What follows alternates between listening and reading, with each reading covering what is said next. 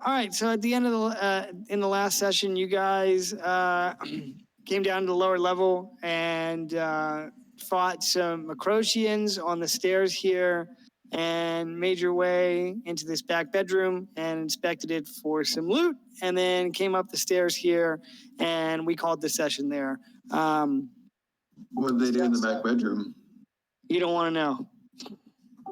That's what I asked. Well, it was Oh wait, you're Brandon actually West and I. Are you? No, I was asking for real. I don't care. Oh, okay. Well, if you want to know more, sign up for my Patreon. No, I'm just. Yeesh. Okay, so we ended the session there, and Hoodie might join us. He might not. He had to go to a work call. So, you guys are behind this. This is a abutment. This wall stretches about 15 feet. You know. And the hallway cuts to the left.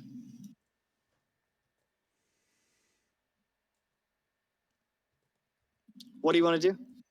I'm going to go ahead and ready in action for when someone opens up the door.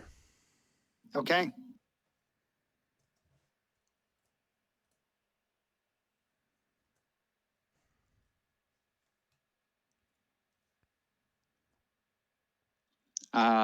I guess I'll be the one that opens the door. Can I bonus action spawn my spirit weapon? Yeah, what do you want? Sorry, I drew it's your drew a blank on what I was trying to cast. That's all right. Yeah, you can. Yeah, it was there. I was just letting you know as a DM. So I thought you were. No, I thought you just wanted a different spiritual weapon icon. No, dude, nothing's greater than a dwarf cleric having a mug of beer as their spirit weapon. Yeah, that's pretty awesome. If you survive, if this character survives long enough to get commissioned artwork, that'll be pretty neat to have a spiritual weapon tankard. But you gotta survive first. Yeah, right. All right, so there is a door in front of you here. It is closed. We're totally metagaming thanks to Wes. Thanks to cheesy arcane eye. Oh, We yeah. metagame the shit out of this dungeon. My arcane eye comes straight from the plane of cheese. Yeah. You better watch out, man. You could die there. I hear you can die anywhere. Oh, yeah, I can. If I'm playing, that's why I like to DM, because I don't die. No, I'm just kidding. That's also why we like you to DM, because all of your characters die. Yeah. Technically, yeah, you're right. Actually, all of my characters die when I DM.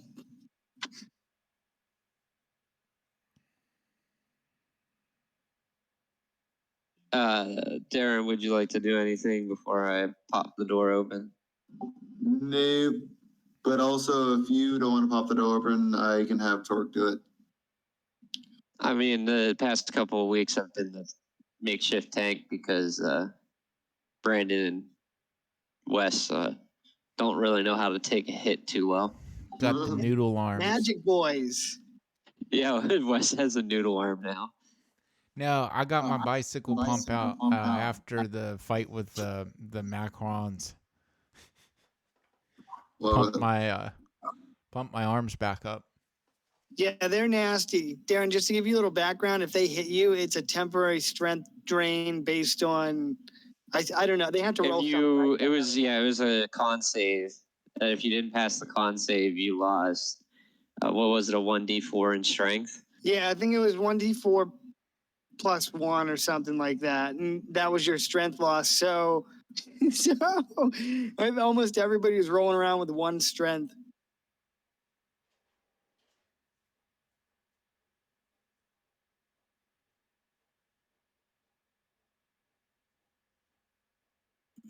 Anyway. Okay, well, I guess I'll pop the door open. Say, surprise, motherfuckers. And say cheese.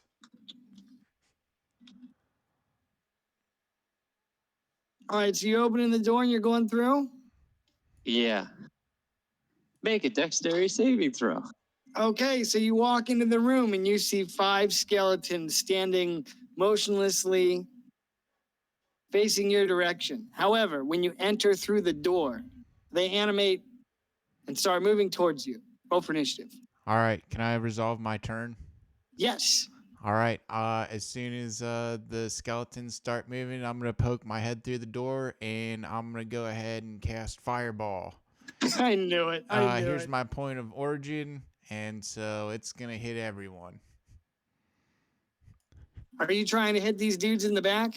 Oh, it will definitely hit the dudes in the back. Okay. That might be one of the gayest statements in D&D history. Straight railed. Okay, so it's a dex save, right? Yee. Yes. All right. Give me a second. I got to roll 8 times.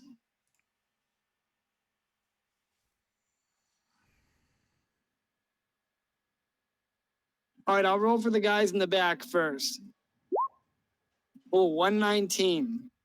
All right, and here's for the Skelly boys. Okay, so I see a 19 and a 17 in there. The other 2 Yes. highest rolls are an 11. 19 and 17 are the only 2 that succeed the save, so they'll take half damage. So everyone else will take the full 68. 8d6. I'm sorry.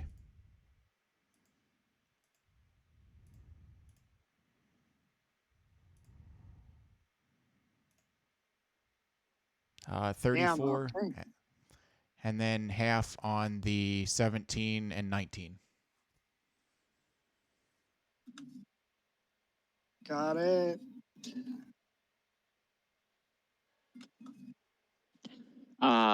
Could I do a perception check to see which one's dodged out of the way? Maybe. Just give me a second here. The other one's not covered and not singed. Yeah. All right, so that's going to take out some of these skeletons outright. Mainly all 4 of these here in front of you, Gradius, except for the one in the back.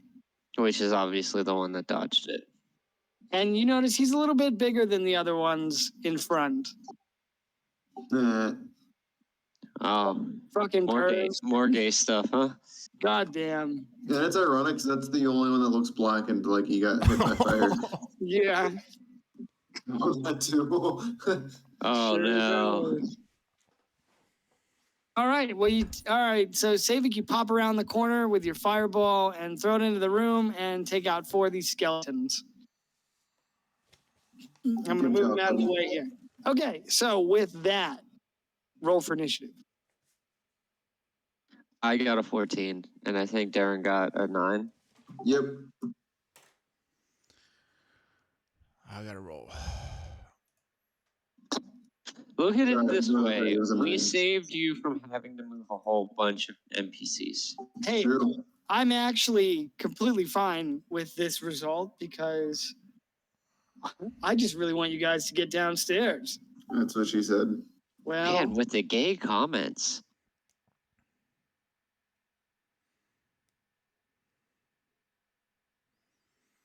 all right. What'd you guys get again? I had a 15. 9.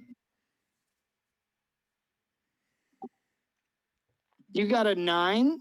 Yeah, rolled it's a farther 14. up. Oh yeah, sorry. I accidentally clicked it twice, but it was just the 9 is what I rolled before No West worries. had his fireball. I just wanted to make Yeah, sure and I because did was like, 14 before Wes's fireball.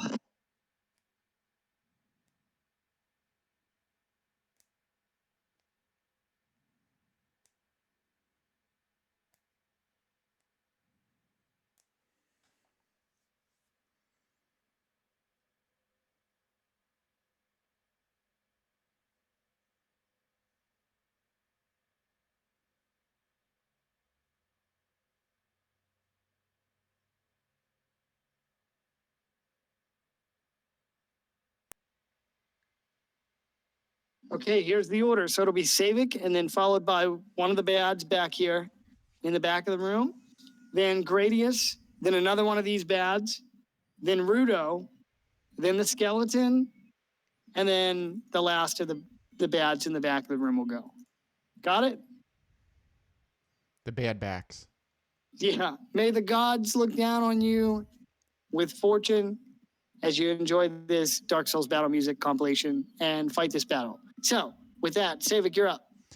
Okay. I'm gonna move around the. Let's see here. What do I want to do here? Okay. I'm gonna poke my header into the wall. I'm gonna have my familiar take the help action and fly by Mr. Skeleton. I'm gonna go And it ahead. hits him with another fireball. I'm actually gonna hit him with a firebolt. On the skelly? Yeah. Okay. Critical hit. All right. Damn. Okay. And then let's see. I'm gonna go ahead and shoot a crossbow bolt at him as well. Okay. Let's see. That's 7. All right. Never mind. I just hit him with a critical hit of the firebolt. Okay, roll your damage, sir. All right. Whoops.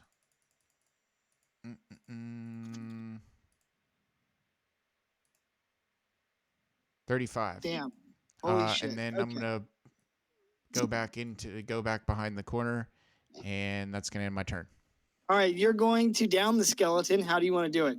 I'm gonna light him up, and we're gonna get lit together, drinking All right. Fireball whiskey. Oh God, one of you guys is throwing up, and so you step around the corner and hurl this mote of fire at him, and it hits him with such force that his bones ignite, and he crumples onto the floor with a clatter. You raise your crossbow to fire immediately after hurling the mote of fire, and the bolt bounces off the wall here, just Okay. not really close to him at all. All right. Okay. Well, after you, it's going to be one of these guys in the back. You want to know what these guys look like? They kind of look like the Elephant Man. Kind of. So they sort of resemble, they're like zombie-like in appearance. They look like this. Let me put the image in the chat. Noodles. This creature shuffling down the hall. Let me make sure I know how much he can shuffle.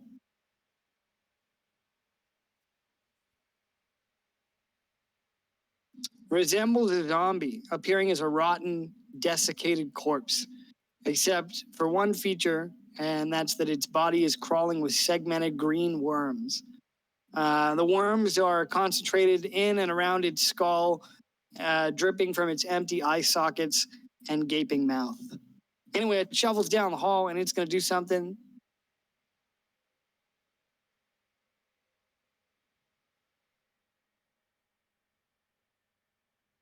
Maybe. Oh man, Gradius, how far away are you? Oh, you bastard. Just inside the door. Son of a bitch. Okay, well, I don't know if he can do anything because he's not within range. He's going to move there and dodge. Oh, so he's a smart skelly. I mean, maybe. It's your turn, Gradius. I'm just saying, most skeletons would be smart enough to take the dodge action. Well, let me look at his. Well, he's got to do something. In fact, most zombies can't even maneuver in automatic doors at malls. I heard that. All right, so instead of dodging, here's what he's going to do. He's going to reach up and grab a worm out of his eye socket and launch it at the ground in front of you where it will burrow. That doesn't sound good. Joe Burrow. Yeah, Joe Burrow. Now it's your turn, Gradius. So you see this zombie shuffling down the hall, covered in these green worms, and it rips one of these worms out of its skull and throws it in the the dirt at your feet where it burrows underground. I don't like that. Just wait.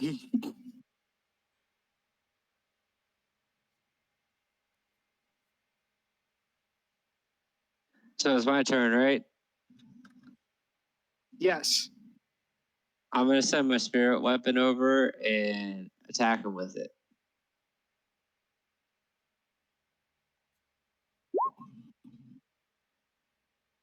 $21. 21 hits. That's radiant damage, right? Yeah.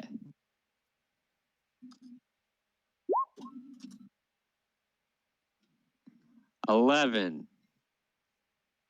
Okay. I gotta move your spirit weapon so I can modify his health. That's fine. And I'm gonna duck back inside the door. Okay. Is that the end of your turn? And use my action to dodge. Okay. I see you have the intelligence for that. No, barely. My dump stat.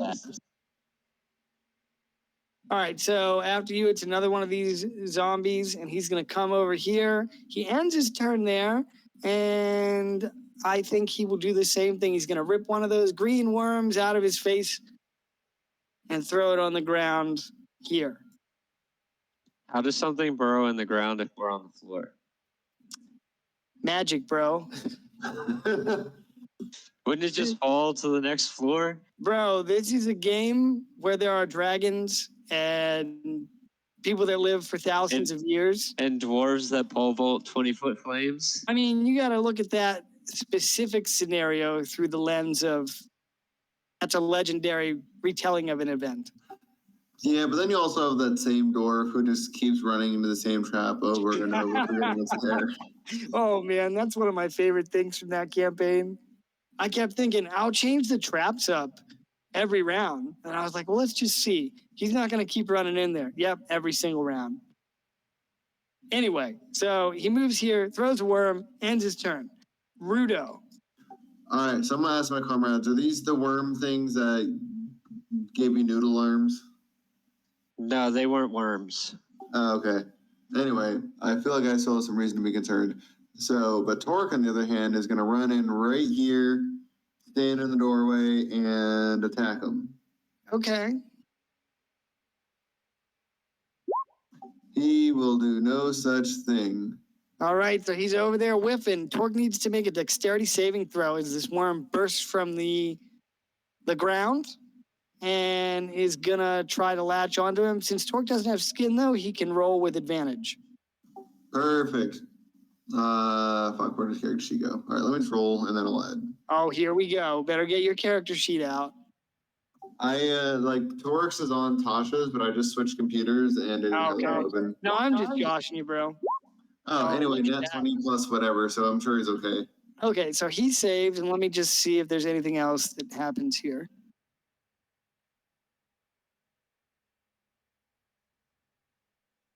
All right, so the worm is, let's say the worm starts crawling up his leg and keeps trying to find a place to bite, to burrow, but since Torque is made of metal, he can't.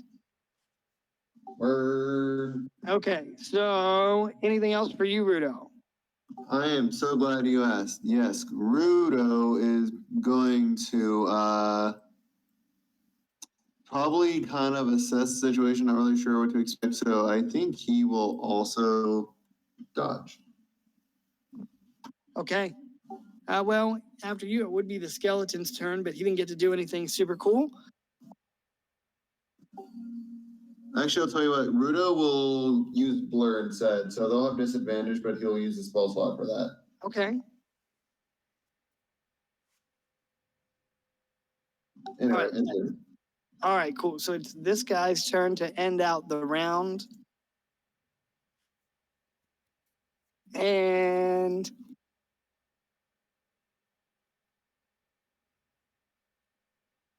all right, I think he will throw one of these worms as long as it's 10 feet.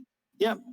All right, so he's going to pull a worm off his body and throw it onto the ground and end his turn. And that's a round down. So it's your turn, Savik. Okay. Let's see here.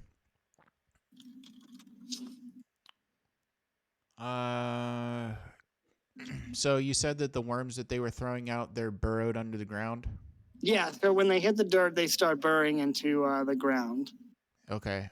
Is there any chance that I could lob a firebolt at them and burn them? Yeah, so they're under the, I guess you could, but you probably have to roll with disadvantage because they are burrowed into the earth. Let me see how deep down they go. Okay.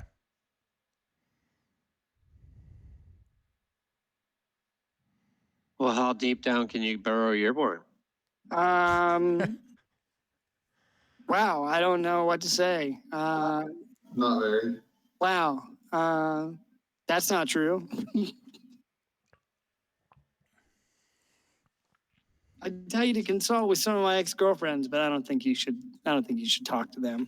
I know what happened I know what happened the last time you talked to one of my ex-girlfriends. Wait, what? Oh yeah. Oh. He hit her with the worm burrow. I'm gonna ask her whose worm burrowed further. She'd probably tell you, Darren. You should ask her, and then you can report back. I think we know the answer, though. JK. Anyway, Savik, yes, you can attack. If you saw the worm burrowing into the dirt, you could certainly attack, but you might have to make that roll with disadvantage because you're not quite sure where they are, just that they're in the ground. All right. I'm willing to take that risk. So, I'm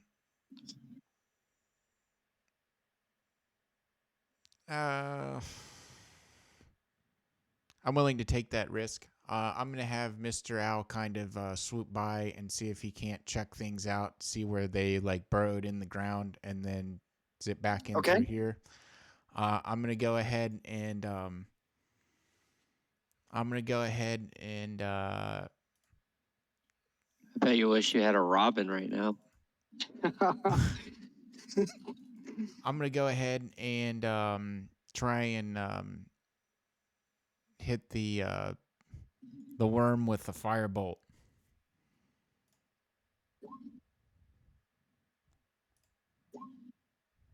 $16 or $15. I'm sorry.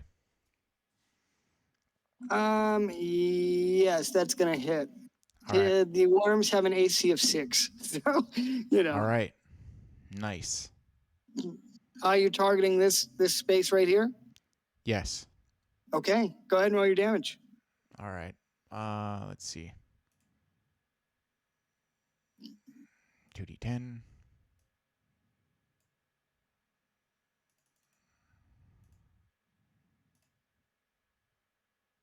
For 15. Okay, that will kill that worm. Okay. So you hear this little, I don't know if it would make a shriek or not, but better yet, you hear some sizzling as your firebolt hits the ground, and you can tell that you hit your mark. Okay. And then I'm going to go ahead and follow that up by shooting a crossbow bolt at one of the zombies. Okay. We'll get this guy in the front. 19. Hit.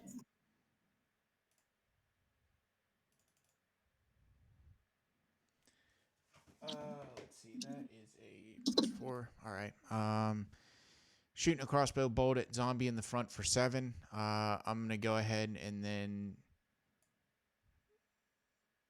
dip back, and that's going to end my turn. Okay, all right. So you step around the corner, fire that crossbow bolt, strikes the zombie. He takes the damage, but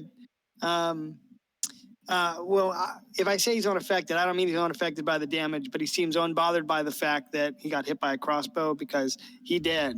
So, you didn't kill him dead, but he's an undead creature, Right. So he wouldn't react to pain in the same way. Yep. I'm not even high. I'm having a hard time explaining. All right. Anything else for you, Savik? No, that's going to end my turn.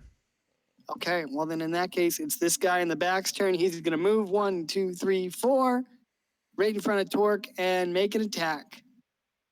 2 attacks. Okay, Torque, hold on to your metal ass plate.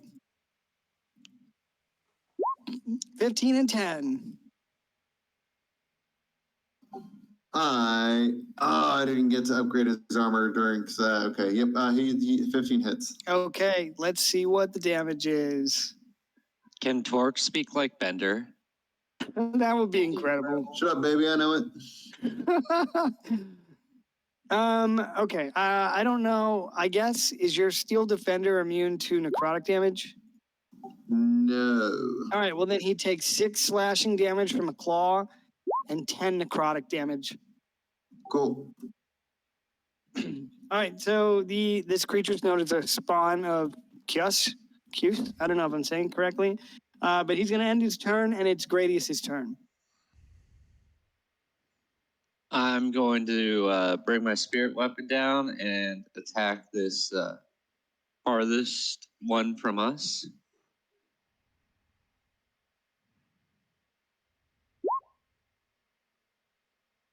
Hit.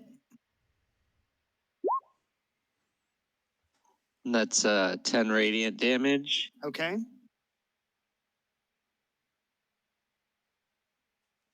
And I don't really think I can get past Torque, can I? You can move through an ally space. Yeah, you can move through him. All right, well, I'll just sidestep around the door here, and I'm going to attack the same farther one Okay. with my hammer. Hit.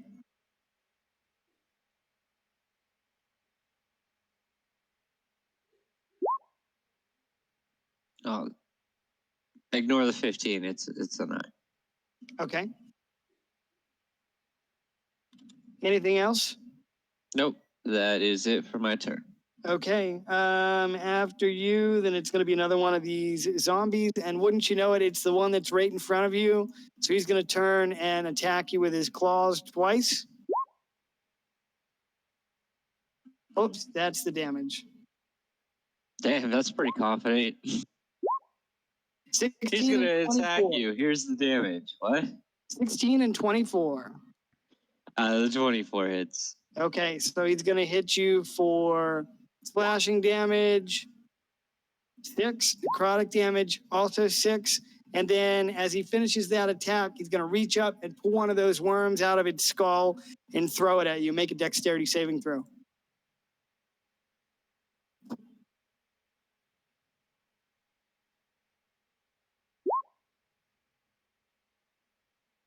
Oh. Oh, okay, well, that is a This fail. worm hits me in the face. Yeah. Oh, my God. I had to, yep.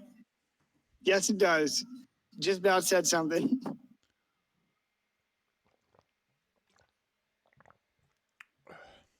All right, so this worm is going to land on the side of your face and just kind of crawl around there for now. So don't forget that. All right, so the spawn of Cuss ends his turn. Rudo, you're up. All right, so are any of them looking kind of beat up? So the one in the back is probably the worst. It's a shame that Gradius is where he is.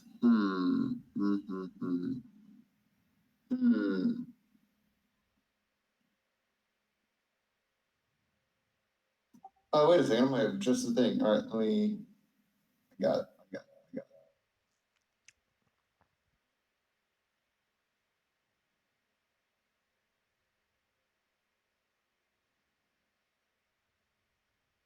Oh, damn it. Nope. Gradius is fucking everything up. Okay. All right. Well, Torque will just attack the dude in front of him. Okay. 17. Hit. 12. Okay. And then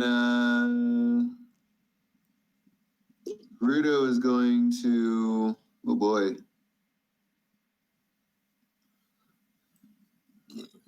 I guess move, kind of slide past his allies right here and attack this guy. Are you going to take an opportunity attack from this guy? Yeah. Oh, boy. Miss. Yeah, perfect. All right. Cool. I'm gonna attack the one in the back. Okay. Damn. 26. 26 is a hit. 8 damage. Okay. Anything else, Rudo? Unfortunately, not. Okay. Well, Oh, but they've. Go ahead. oh, I was just gonna say it's this guy's turn and he's gonna hit you. Cool. He's got disadvantage because I'm using blur. Yes. All right, here we go. 14 and 18. Yes. All right, 2 whiffs. That's a round down. Savik, you're up. All right. I'm gonna go ahead and have my familiar take the help action and fly in, and then scoot over on the other side of the room. Let's have him go over here. I'm gonna poke my head around the corner and blast a fireball against the dude in the back, Okay. or a firebolt. I'm sorry. I figured, but I was gonna ask you if I was gonna ask you. 21. 21 hits For 16 fire damage. on the guy in the back. Yep. All right, you down him. All right. And then I'm going to go ahead and follow that up with another crossbow attack on... does the guy in the front have the most health? Yes. Okay. Then I'll go ahead and attack the guy behind him. With a crossbow attack for 22. And I'll That's a hit. hit him for 7 damage. And then I'll head back into the room. End turn. You said you were attacking the guy behind him, correct? Yes. Okay, just want to make sure. All right, nice. All right, so now it'll be this bad guy's turn. And I think he is going to attack Torque again. All right, Rudo. 20 and 22. 2 hits on Torque. All right, so he's taking this twice, 4 and 7 for 11 slashing damage. And then he's taking this in necrotic damage. 7 and 9. So 11 and 16 is 27 damage total. Ouch. Yes. He ends his turn there. Gradius. I'm gonna move my spiritual weapon. I'd move it down. It looks weird if I move it, so I'm just gonna leave it there. Okay. And I'm going to attack this with my the next one down with my spirit weapon. Gotcha.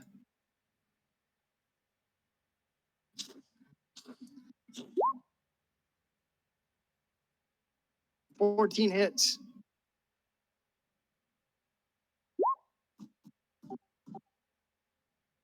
And that is radiant damage. Yep. And can I use my action to try and remove the worm from my face? Yeah. Yes, you can do that. Just give me a second. Okay. While on the target's skin, the worm can be killed by normal means or scraped off using an action. So. Oh, so like, could I just like? Does that mean I just kill it? What? Yeah. So if you just want that to consume your action, you would just say, "I'm gonna kill the worm or scrape it off my skin with a knife." All right, then yeah, I'll use my action to dispose of the worm. Are you sure? Yeah, You don't want to. You don't want him to burrow into your skin. I would prefer that not happen. Okay. I played Baldur's Gate 3. Oh. You should have been. You should have been here for the Chaos Vincent fight because he had a similar thing with parasites. They were nasty, dude. Oh man, they were awesome. Okay, so you kill the worm, and anything else for you? Nope, that will end my turn. All right, well it's this guy's turn, and he's gonna attack you twice. 14. Miss. Both miss. Okay, well, he ends his turn there. Rudo.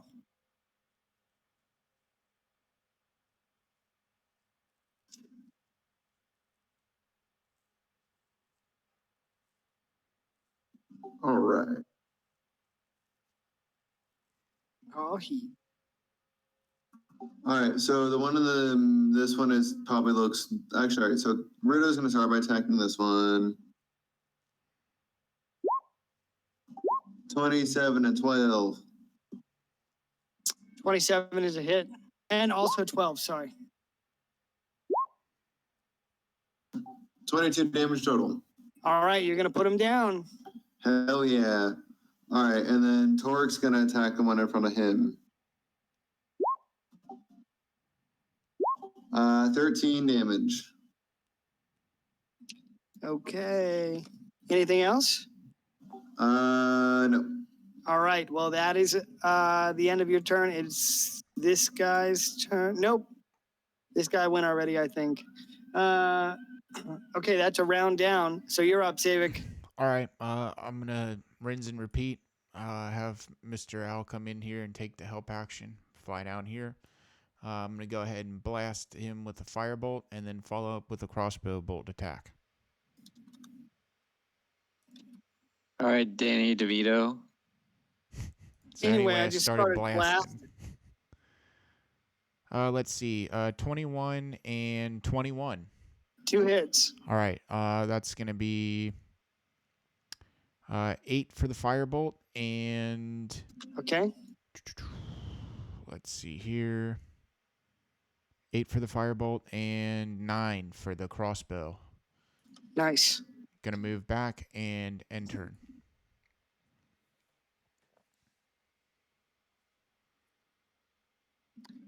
Anything else? Nope, that's gonna end my turn. Okay. We're going to have this guy go, probably for the last time. He's going to make 2 attacks, one against you, Gradius, and one against Torque. Gradius. Ooh. Torque. Ooh, damn. 10 and 9, both misses. Did he not want to put out the fire? No, he's a zombie. Okay. And he's gonna get burned for 9. He burns to death. Yay. Huzzah. Wasn't as scary as you thought. Although, if you would have all been in the room, it would have been shitting your pants bad. Fireball saves the day. I kept telling you that I was gonna use Blade Song, Klein. Yeah, you did say that. Yeah, I was like, what am I gonna do when I get in the door? You're gonna use Blade Song. And I was like, nope. You got to get in the door first. Let's I don't know about you guys, but I feel like Fireball's always the answer. It usually is. There's some pretty nasty spells from the School of Necromancy. School of Mexicans. I don't fucking know. I don't even know why I said that. Is The it School called of Deathly Necromancy. Fajita? Deathly Fajita? The School of Definitely Mexomancy. Vegeta. Yeah, that's what it is. Rotten Quesadilla. Anyway, there are some spells from the School of Necromancy that are just as nasty, that do necrotic damage, similar to Fireball. All right, lads. So it's 700 EXP, and yes, you can mend Torque.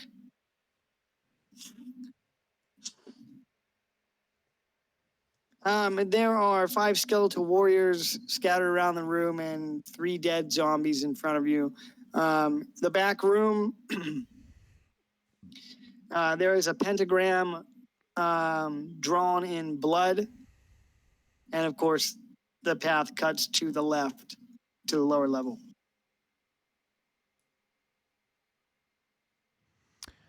I have a question. What's going on with these things right here? Are those just ornamentation, or is that something I need to be concerned about, or we need to be concerned about? You might have to get a little bit closer to examine what those might be. Okay. I'll go ahead and check that out. Is there any loot on any of the skeletons and zombies? Yeah, give me 1 sec. Okay.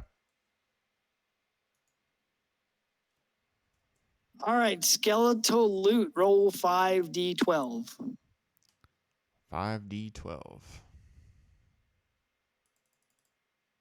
Let's see if the random loot table is going to fuck me over this week. This week of, oh shit, they shouldn't have that yet.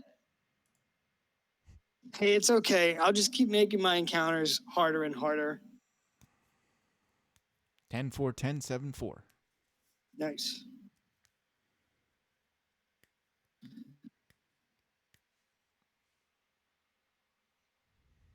All right, so you find some armor scraps, 2 sets of armor scraps, assorted leather, and broken chainmail.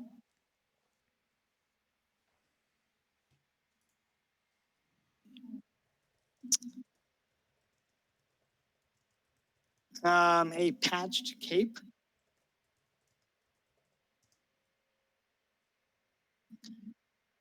Made of various different cloths. And 2 golden rings. Set with a carnelian, which I don't know what it looks like, but I'm assuming it's a gemstone.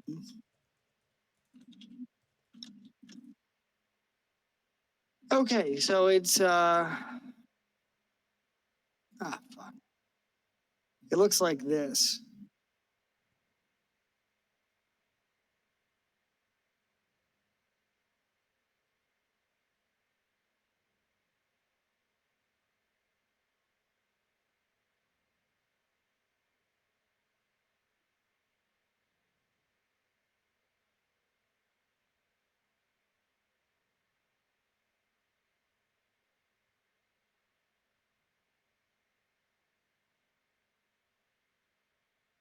So it's kind of like a blood orange color. Anyway, 2 golden rings with this these stones set in the middle of them.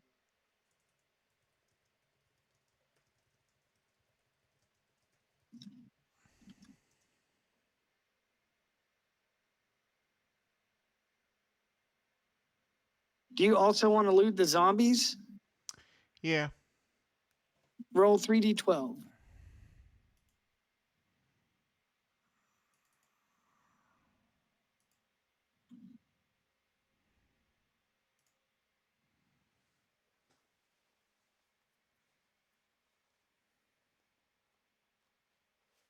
Okay, on the first zombie, you find a saucepan that appears to be used as a helmet. 1 steel arrow, which looks to be lodged in the zombie's knee. He must have been an adventurer. Must have. Wow. And a small black pouch.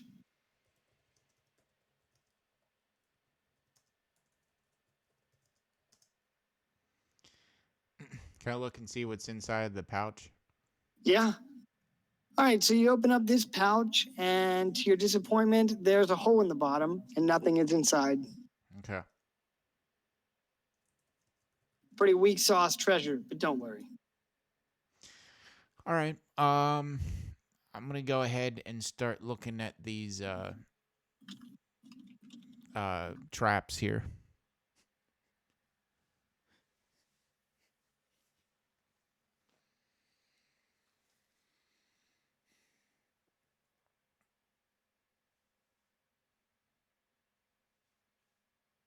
Okay, can you show me how you're getting over there? Yeah. Stop right there, villainous scum.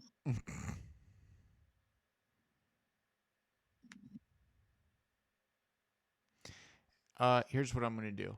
I'm gonna have my familiar fly over, and I'm gonna have him do a perception check Okay. on this one. On this thing? Yep. Okay, sounds good. Let me know what you get. 15. Okay, today 35. That's I great. was like, that's you should probably know everything that exists Yeah. in this dungeon. All right, so with a 15, here's what you can discern. This brazier is made of brass and shaped like a bear's head. It may have some magical properties, and it glows with a faint red light, as if there's an ember burning deep within inside. Some might say it's barely lit. Yeah. Yep. So a brazier in the shape of a bear's head that is barely lit by a glowing ember inside. Guess you guys didn't like my dad joke. Well, you're the only one of us here that's a dad, so we can't appreciate it. It's true irony. I don't know, the way you've been throwing that sausage around, there could be a chance there's a legitimate find somewhere. I have not been throwing that sausage anywhere. Oh, I'm sorry, I stand corrected. Burying the worm. Whatever the kids are calling it these days. Can't keep up with them newfangled statements. I can't. I'm old.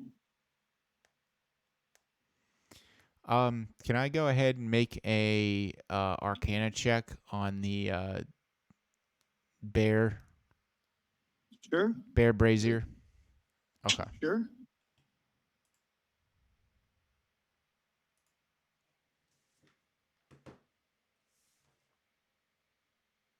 Six.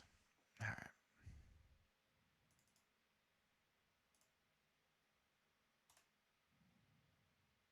$24. Nice.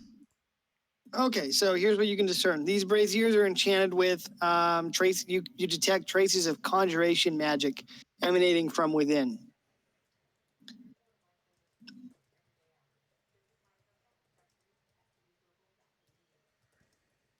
Okay.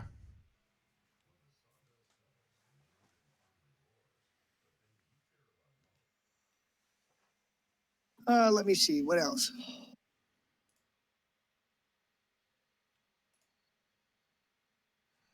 It appears from this distance, as you're looking through the eyes of Nocturne, glancing down at the brazier, enchanted with elements of the School of Conjuration, and you could discern that perhaps if you had the right command word, you could get these braziers to function with their true purpose.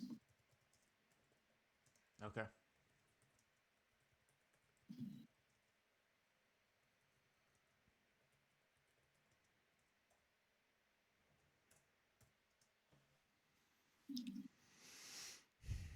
All right.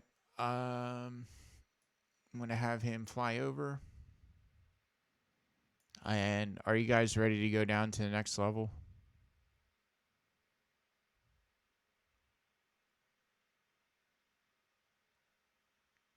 Yeah, let's do it. All right.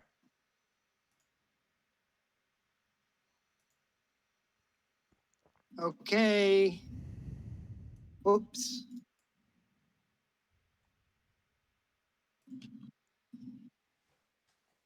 All right, into the depths we go. You guys are going to be up in the top right. Apparently, my wife's been watching too much stepsister porn Oh, because Ella's crawled under the bed and she's like, "You're gonna get stuck in there." did you just out your wife on what she likes? Apparently, I mean, she doesn't have any step siblings, so. Hey, And we all know her brother's orientation. I'm just saying that's the only person I've ever seen wear like rock star levels of jewelry to go hiking and climbing. It's a lot of jewelry. Yeah. And he also admitted today to having $40 worth of shampoo in his shower for different days as a shampoo regimen. Wow, it's very extra. I was like, yeah, I have my bottle of swabs that cost me $2.95. Yeah. I'm still using shampoo and conditioner that my ex left here. Hey, As long as it cleans, right? That's right. I'm not going to throw that shit out. Anyway, you descend into Chaos. into chaos, into the lowest level of the dungeon, and you are greeted by a hooded figure cloaked in red, sitting at a table. There's an open ledger and a floating eye that you can see. Hovers just slightly, levitates above the desk, staring at you unblinkingly. So, as you enter into the lowest level of the dungeon, the humanoid cloaked figure sitting at the desk looks up at you and is surprised to see you. He looks you up, and you're all wearing the robes from earlier in the dungeon, right? Yep. Okay, so he looks you up and down and takes a look at the ledger, and he says, "You're late. The ceremony's about to begin."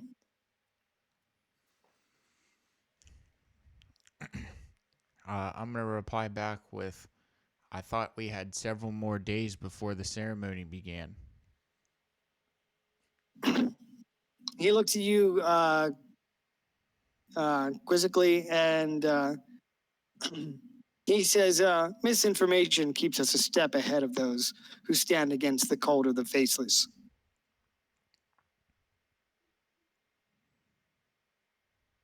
We've had word that several of our members may have gone missing on the road.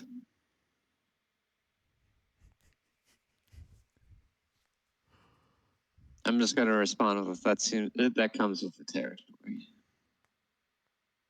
The figure in the red robe nods at you and says, "Just so." He says, "Make your mark here in the book and make your way down to the inner cloister." He says, "Oh, there is one other thing. Go to the furthest hall in the common room and wake Rhymy." He throws a key upon the desk.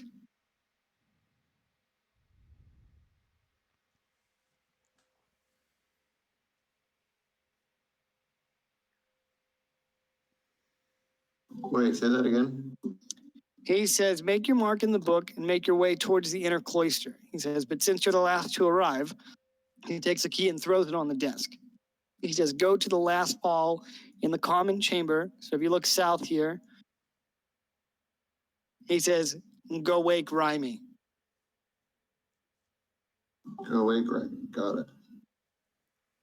Unless you want to tell the prophet you refused. No, I accept. That's what we're here for. I'm sworn to carry your burden. Next thing I have is go find a book or some shit. The figure in the red robe nods at you and gestures again to the key on the desk, and also taps on the book twice with his index finger and says, "Don't forget to leave your mark."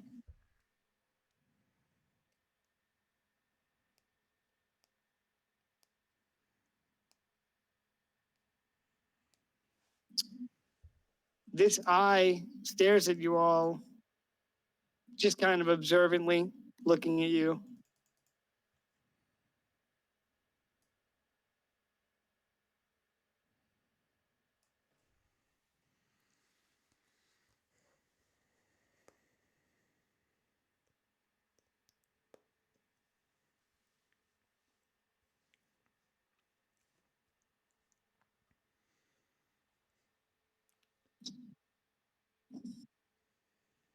All right. Well, Torque will step up and scribble something in the book.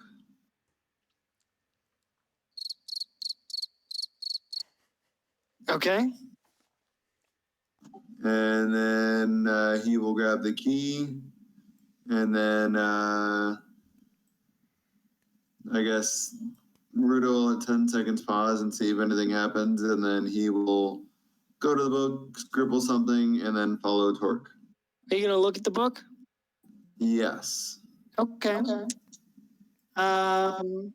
Looking down, you would see a list of names of members of the cult of the Faceless. Many of them appear to be aliases or nicknames of some sort, signed in code to keep their true identity a secret. Yeah, is there any, I guess if I'm looking at the names, is there anything that stands out? Yeah, there is one signature that stands out. You see a signature close to the top of the ledger, written in a fine hand. The name says Garrison Mournhold. You know, is the commander of this fortress and field marshal of the Second Army. Mm-hmm. He's got a Garrison really- Mournhold? Yeah, Garrison. Let me check my list of names. All right, got it. Yeah, so things you already know about him. This is his fortress, his family's ancestral home, one of the oldest noble families in the kingdom. You know, his ancestor Godric marched with King Valos on his conquest. And he has risen through the ranks of the Dawn Wardens to the prestigious position of Field Marshal of the Second Army. And he was at the feast, right? No, he was absent. Oh, that's why I said out of there. They said that he was suspiciously absent. The other Field Marshal, Sharper Lightfoot, was there. He's the, he's the halfling. Yeah, that one I have. Okay, cool.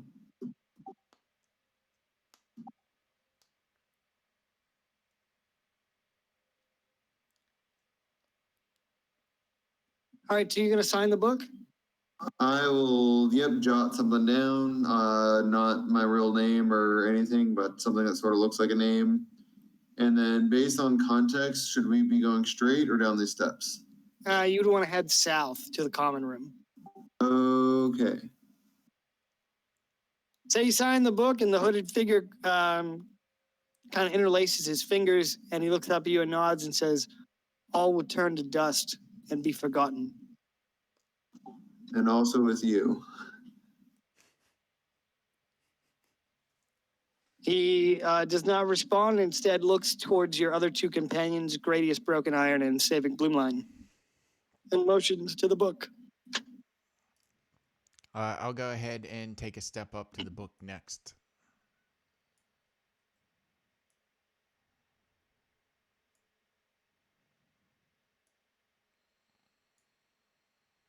All right, you step up to the book, and the robed figure seated at the desk dips the quill in ink and hands it to you. Okay. Can I scan some of the names on the in the ledger? Sure. Give me 1 sec.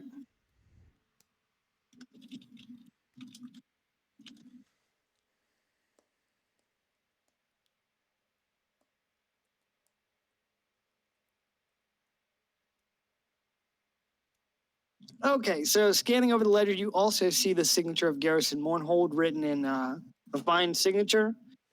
Some other names that you notice are, again, these are nicknames or aliases of some sort. Mordecai, the Mad, Balthazar the Blighted, Cloth, the Unholy, Cuthbert the Corrupt, Vladimir, Gulthias the Ghoulish, Forbos the Putrid, Soren the Sinister, and Azathoth, the Blind Idiot.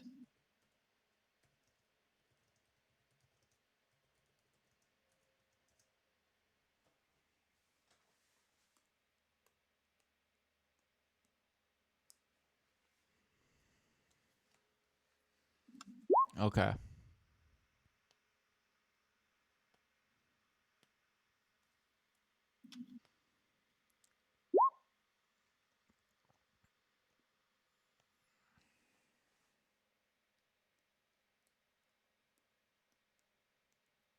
Do you sign? Yes, I do. Okay. I'm gonna sign my. You make. Sorry, what do you? What name do you use? And also, what name do you use, Rudo?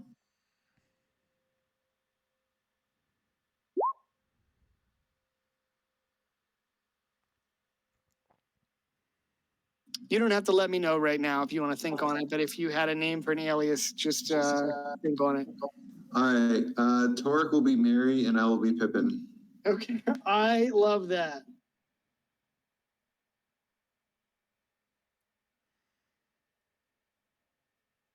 Savik, what alias do you use? I think my alias is going to be. I think my alias name is going to be.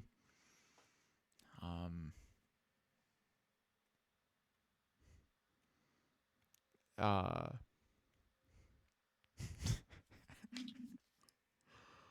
I think my alias name is going to be Dante of the Dark Pizza.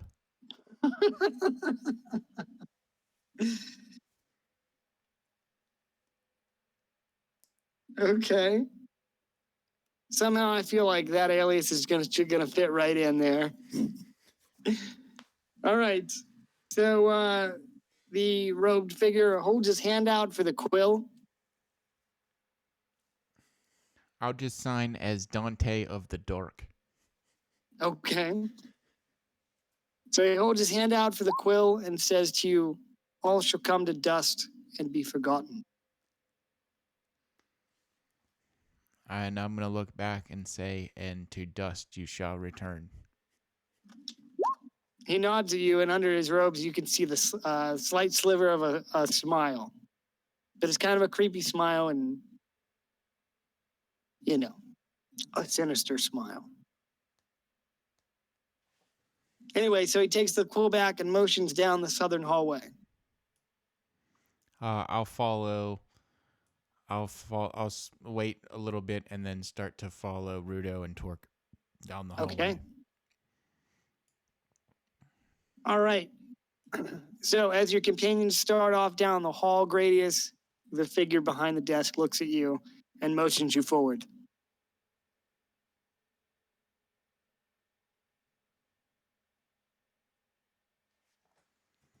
So you come to the desk and he kind of leans forward over the top of the desk to look at you and he says, make your mark. No, I believe it's on your mark. Yeah. And you can pick an alias if you so desire. I would like to enter the name of the shopkeeper that Dave bought his silk gloves from. Okay, his name is Tobias Hambletome. Yep, I'm just going to write that in. Wow. Did you say camel toe? Hambleton? No, but that would be better. Tobias Hambletome or Hambletoe. And okay, so you sign and the figure behind the desk says to you, all shall come to dust and be forgotten. Hey, all I'm saying is I'm playing the long game. I'm setting this guy up for high treason.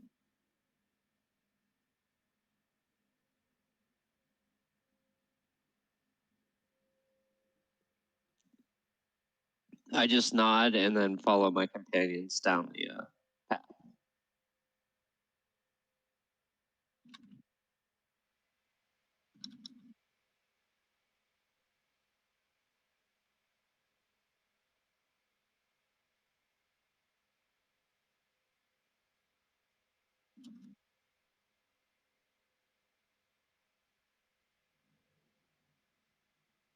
Okay, I need 1 second.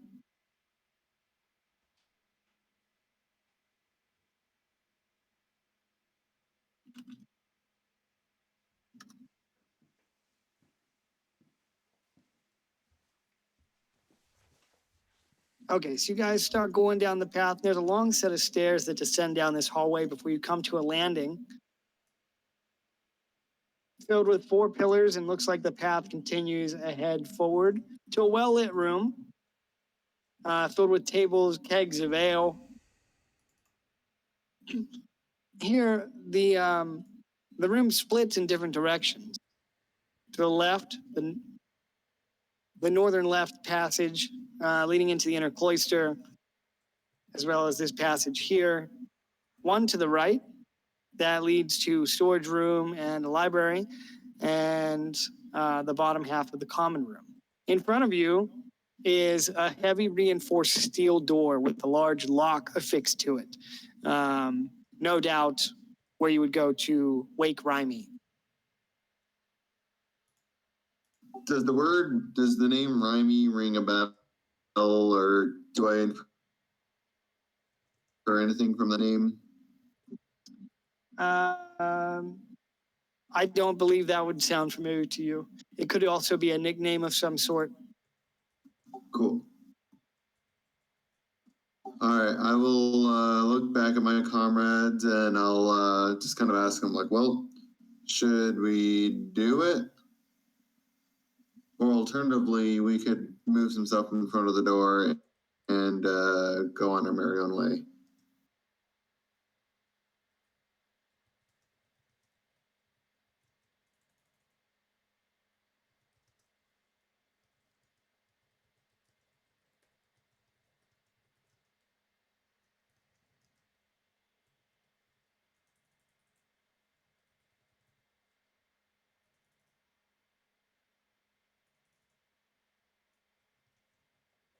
That is up to you guys.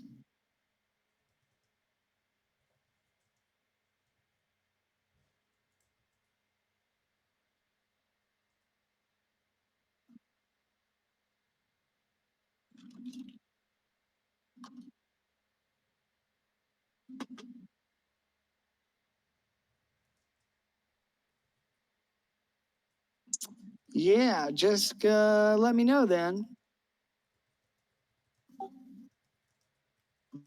I'm not gonna do a whole lot because I actually helped Well, Greg design this. you did help, but this has been reworked quite a bit since then so that it would have an element of surprise. Still the same sort of layout, but things might be a little bit different than what we discussed because ain't no metagame in here, son. It's okay. That's why I designed a lot wasn't of stuff saying we just anything. did. I was just following them. All right.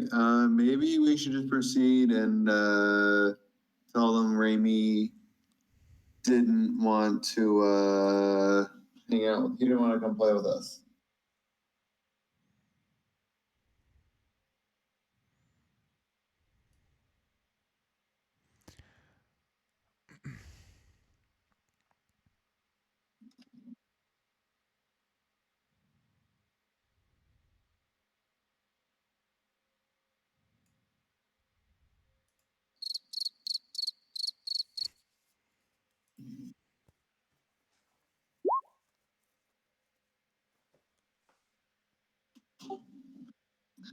All right, I will just blame the other guys. We'll not wake Rhyme quite yet, and Okay. proceed down this hall.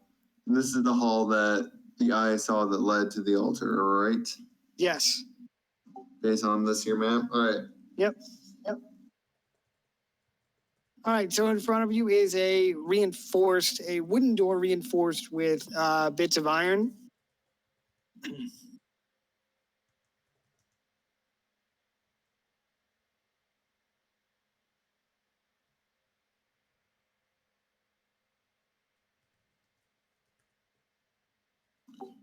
Cool. I'm checking one of my spells before I do something real quick. Oh Oh, man. I do have it prepared. Okay, I'm gonna sweet. send you guys the best battle music. Wow, way to tip your hand. Oh, This isn't gonna end peacefully. wow. I mean, Goddamn spoilers. I don't know. It's a 5-level mega dungeon filled with horrific creatures from the outer realm and undead. So All I'm saying is somebody's been doing pretty well for themselves. I mean, if you consider that it's been 25 years since then, I'd say this is the logical path that he would have taken, given everything that I witnessed firsthand. I don't know what you're talking about. He's the In the same. South, you guys Yeah. left a trail of blood and After- devastation all over the southern part of the continent. So, Well, I heard that that Galador gave up his evil ways and turned into a cleric. Yeah, Oh, he is that- retired with Donkey Jack into the mountains. is that right? Well, you know what they say about the fake news media, guys. It gets Tucker Carlson fired. Yeah, buddy. Well, I hope you're ready because the fucking election is next year already, and that's just gonna suck ass, like it always does.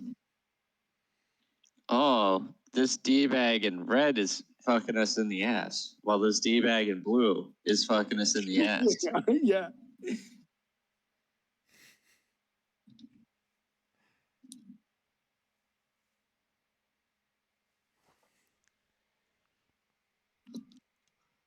All right, there's a door in front of you, Rudo and Torque.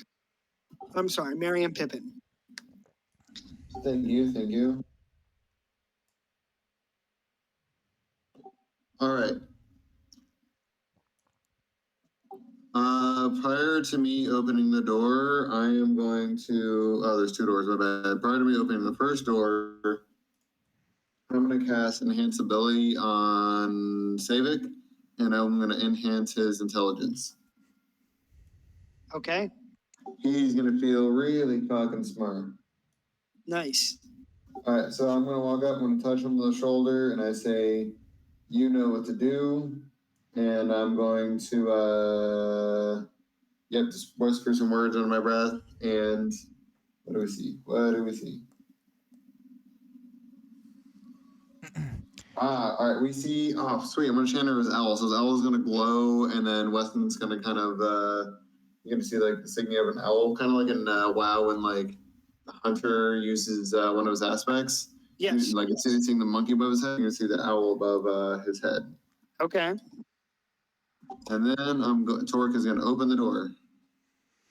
Aspect of the nocturne. Yee. Yee. All right, so you go to open the door, and to your surprise, it is unlocked.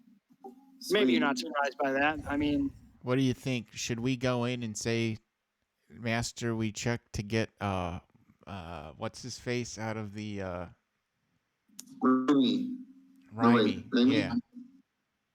Rhymy. We tried to get Rhymy up, but he will not respond. Yes. All right, we'll lead with that. All right. All right, I'll open the second door.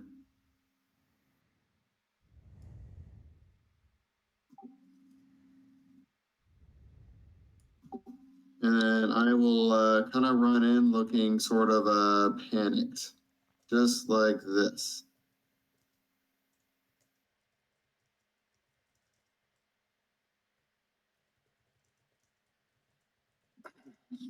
And hope that my comrades follow.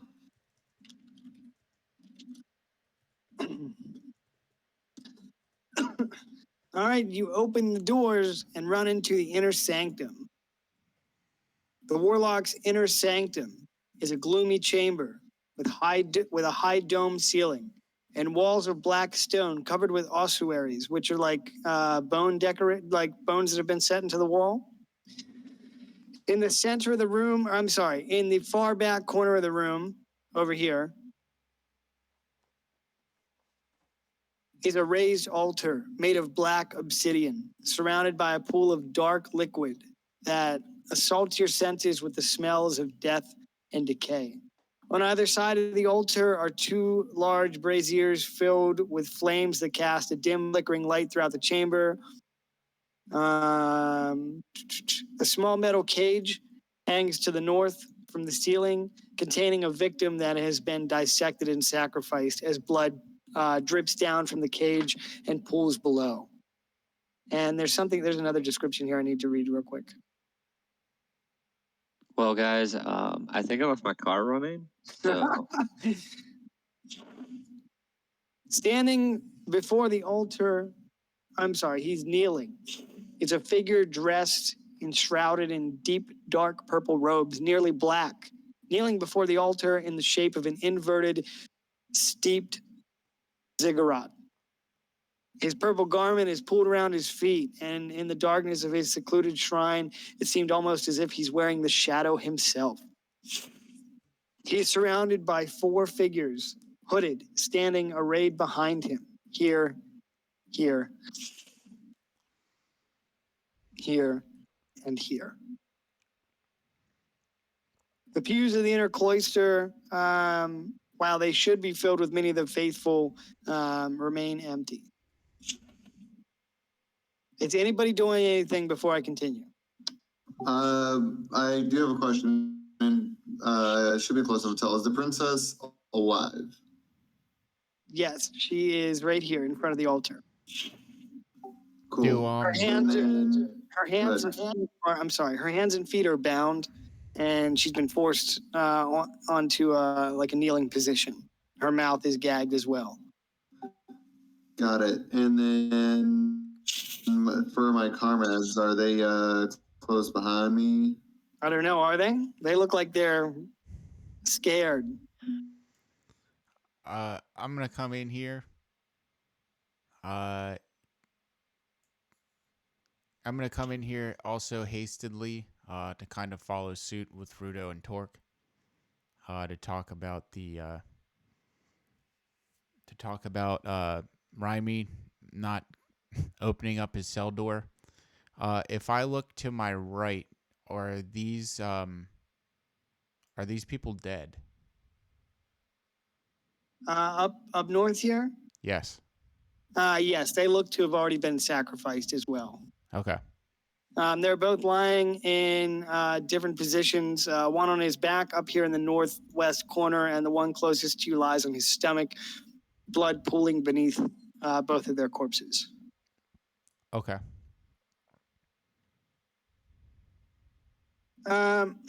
Just behind Galador of Ralston is an older man with salt and pepper flecked hair, holding an ancient ornate tome in his left hand and a long dagger in his right. He stands motionless as if awaiting the word of his master. And Galador's knelt in front of the altar and he begins speaking in the common tongue.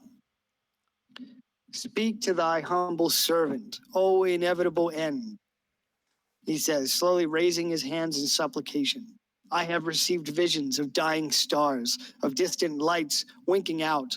I look for their vanishing in the night sky, yet my dreams remain but dreams. I beg of thee, O oblivion in chains, tell me in plain speech, how may this servant exact your will?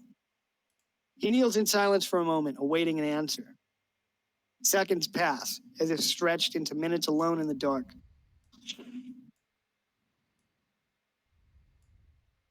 His cracked lips part as if to beseech his master once more, but a chill sweeps through the room, as if all the heat of the world is drained away, and he closes his mouth and rises to his feet.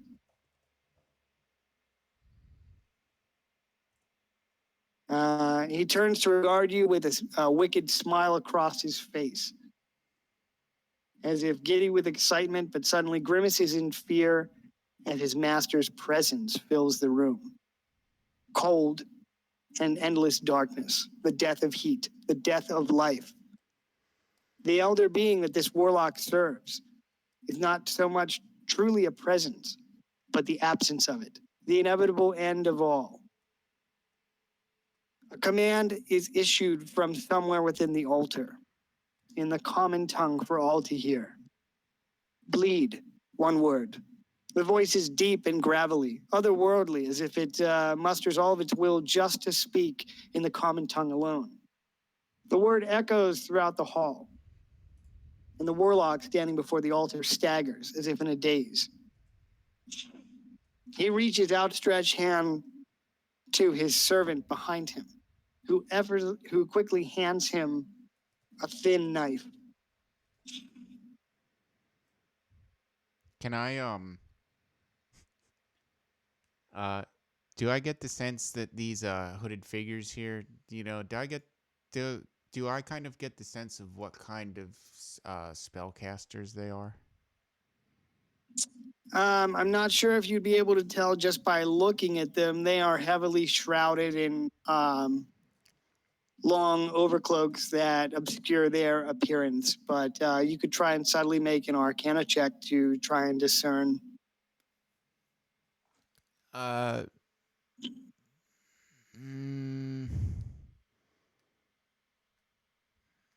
might ready an action.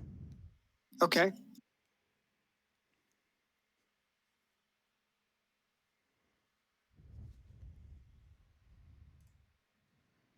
All right, so Galador is holding the knife and he turns to regard the three of you.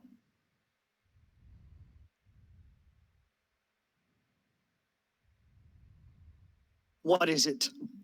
He demands of you. I'll I say, believe- Rhyme, you won't wake. I believe the correct response is Master, what's taters?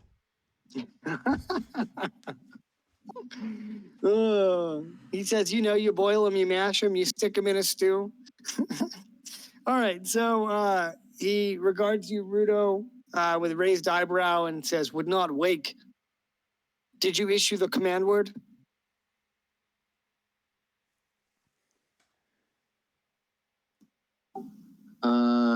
I think so. Which one's the command word again? He sneers in disgust. Fools. He looks to his thrall. And he says, these fools can't even remember the command word. I'm gonna look at him and say, well, perhaps you could give me a hand. He slaps his hand on his forehead as if exasperated, and he says, I've told you all 1,000 times. To awaken Rhymy from his sleep, the command is rise. Awaken once more.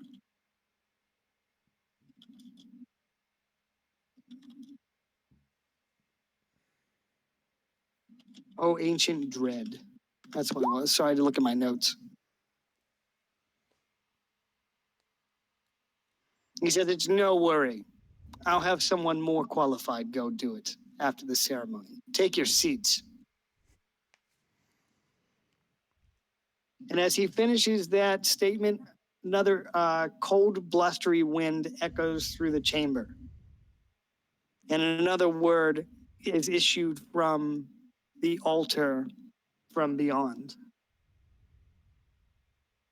The first command was to bleed. Oh, sorry, go ahead. I was gonna ask what Galador is currently holding in his hand, and then he said his buddy is holding a tome. Yes. So here's what Galador looks like. And man, am I excited to show you guys this. He is holding that same staff from his adventuring days. He got an arm back. Yeah. You notice that his right eye is shrouded in what looks to be flame.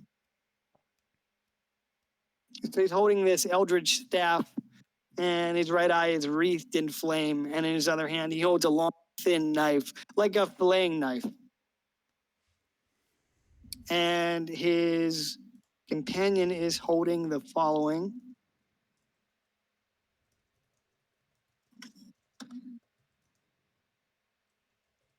He's dressed in plate, armored as if ready to march to war. He holds an ornate tome, although from where you're standing, you can feel the evil emanating off such an object.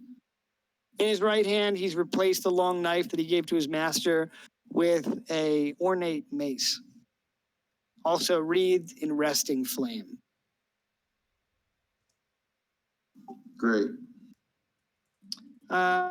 So as Galador finishes his statement to you, another blustery, cold wind sweeps through the chambers, cold as the astral sea itself. The altar is the command that issues forth in the broken common tongue. Great. I would like to do something. Okay. Stupid. Okay, before you do something stupid, can I go BRB bio? Yep. Is now a bad time? Nope. Go for it. Sorry, man. No, you're good. Give me 2 minutes. I don't want to All right, interrupt the flow of battle, so BRB. Yeah. All right, Weston, do you want to know what I'm thinking? Yeah, what are you thinking? So I got that shatter spike. I kind of want to run up and try to start combat by breaking his weapon. Oh, okay. Let me know Or if you do you want to. think there's a I'm thinking good? that before he plunges the dagger into her, hitting her with resilient sphere. Actually, you know what? We hit her with the resilient sphere. Yep.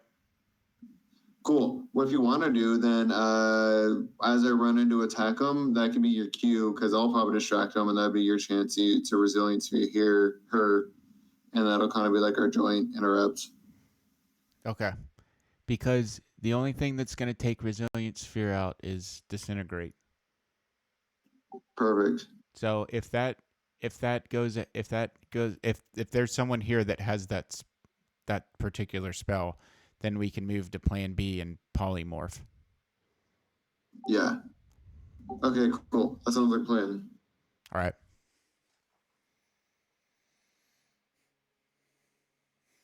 I'll be back. I'm gonna grab a drink. Get ready to start the jank show.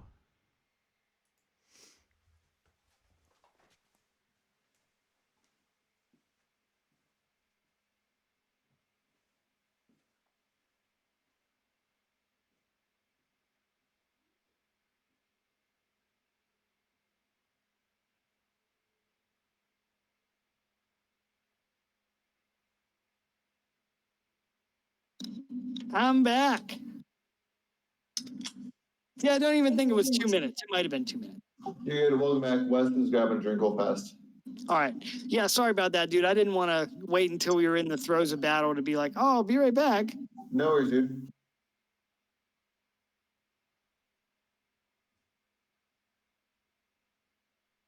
All right. While we're waiting on Wes, I might need you to look up some of the ruling on Shatterspike real quick because I kind of forget. I took a picture of the weapon that you sent, but I feel like there's more ruling in how things get broken. Maybe not. All right, give me a sec here.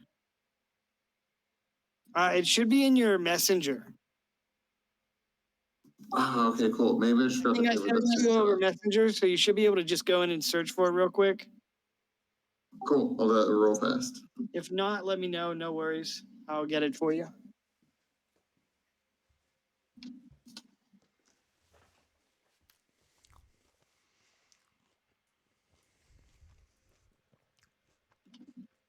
Ah, yeah, here we are.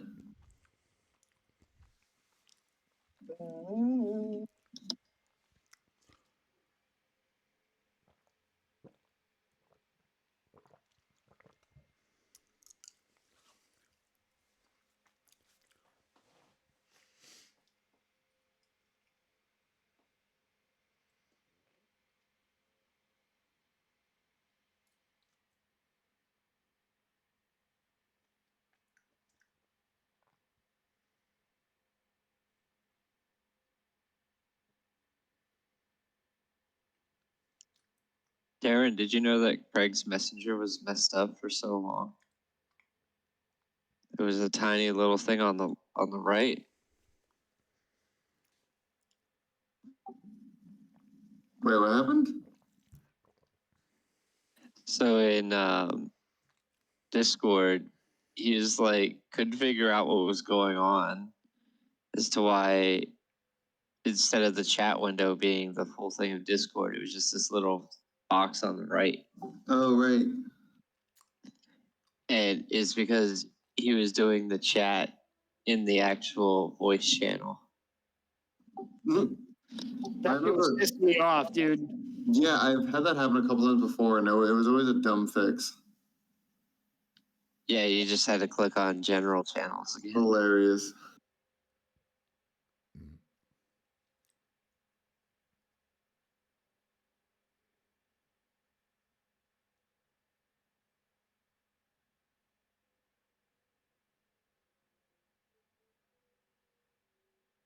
Is there anyone in this dungeon that has a full set of eyes?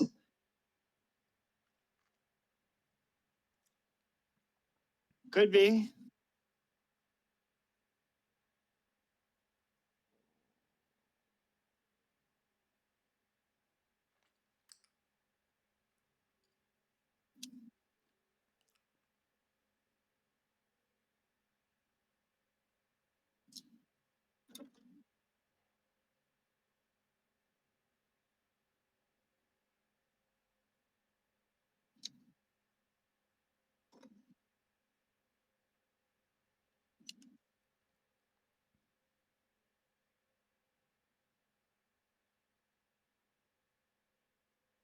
I'm just gonna grab one thing.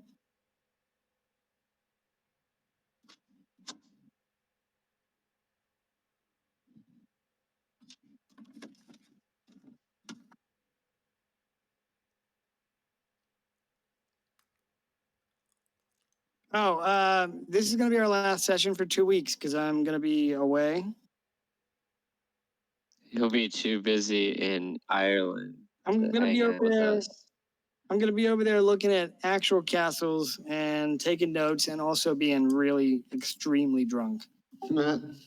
I mean, my mom was like, "What do you want to do?" I was like, "I just want to." I told her I was like, "I want to look. I want to go see Bebbanburg Castle, which is right on the Scottish border. It's the castle from the Last Kingdom series. Really want to go see that." I was like, "I want to see a couple more castles and just drink beer at pubs. Like that's it. You know, like I don't care. Like I haven't taken a day off since shit. I think like November, or maybe that's not true, Kyle. Did I take a day off when I was down in Florida with you? I think you took like the day before your last day off. But I mean, you were down here for a week and you took one day off work. Yeah. So And that day that you took off, we hung out in Publix for 4 hours anyway. yeah, but they had a bar. You know. Welcome back, Savik. All right, we are GTG.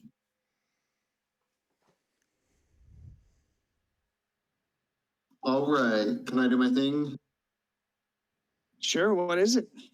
I'm gonna rush forward with Shatterspike in hand and attack Galador's weapon. Did you find what Shatterspike does? Yep. Okay, you're gonna have to remind me, but that is fine. All right, so you're gonna draw your weapon and go forth and attack. Yeah. I'll look it up too. I might as well look it up. I should have been doing that.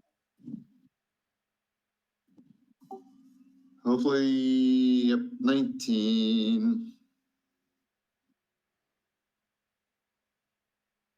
Is it just a weapon attack? Basically, it's on a hit. I can choose to attack the item they're holding instead of them. But if I crit, then I can do both. Nice. So I guess the first question is if a 19 hits. Yes, I think that will hit for sure. Cool. Then the whole thing was that if it's a magic item, and assuming that probably is, it gets a DC 10 Charisma save to resist. Okay, well, here's the thing. He's kind of charismatic. I heard that. Oh, but I think it's the weapons. It doesn't use, let's see. If it is not intelligent and uses the will, it's going to charisma bonus if positive, or so. Okay, maybe it does. Shit. 15. All right, that's okay because I get 2 attacks. 25. I'll just get a crit. All right, 25. On his weapon? Yeah. Wait, he gets a plus. Oh, yeah. Actually, I guess I wouldn't be privy to that, but there's actually, I guess, no way he'll. Well, let's see. Maybe roll a 1. So he does get a +9 because he's a tier 3 warlock. It's a charisma save, right? Yep. Yep, they use charisma, so 14. Okay, it's worth a shot. All right, well, you attacked. Yep, and then Savik had something he was going to do while I was distracting him. Okay, well,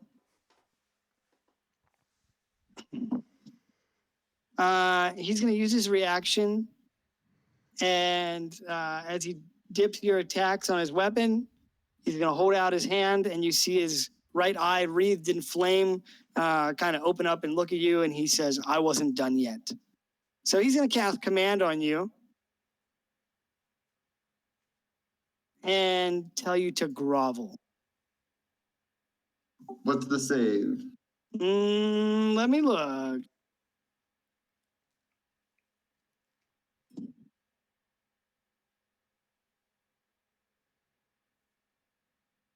It is a wisdom saving throw. 17. Or no, I'm sorry. That's his charisma spell. 15. Can you just go ahead and send us new character sheets? Yeah. 21. All right. Well, then you resist his command to grovel, and he will continue with his monologue, even though you resist.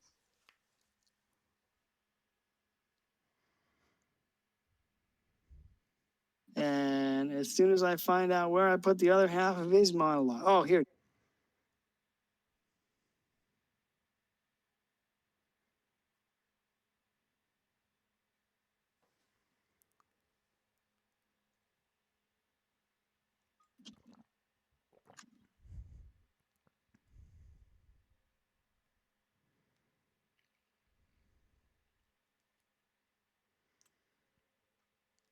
He starts laughing as your attacks miss. It's kind of a cackling, maniacal laugh. And he looks at you and he says, "You foolish mortal.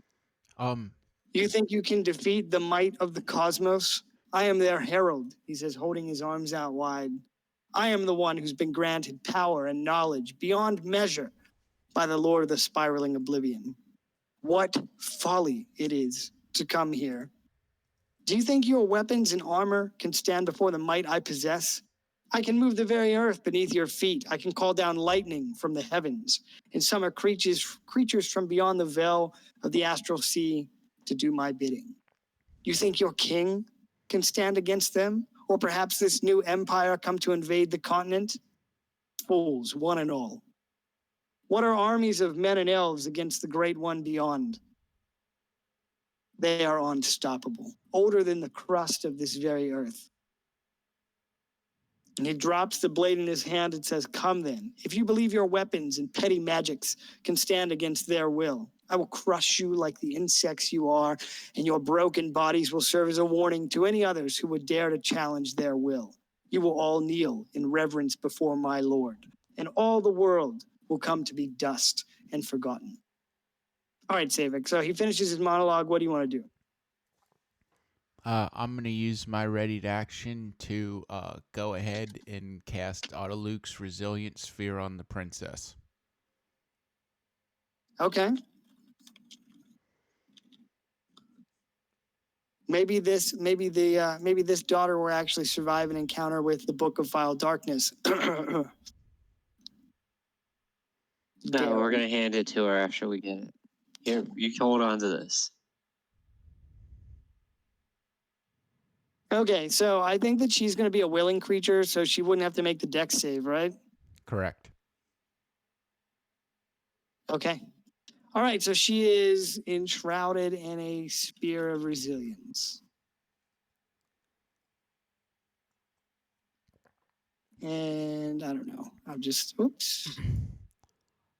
That's fine. And We'll just put that there. I'll go ahead then and use my bonus action to cast Blade Song. Okay. All right, roll for initiative, guys.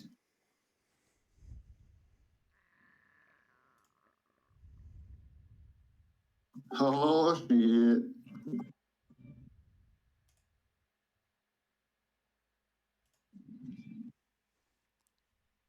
All right, Clan, what's that battle music you got? I just linked it in Discord. Nice. It's a good one. Yeah, okay, so I need to roll for these guys. Oh, it's only 3 minutes? I need something longer than that. Just put it on loop, dude. How do you do that? Right click the video and click loop. Oh, shit. You never knew that? No, dude, that's a game changer. Oh my gosh.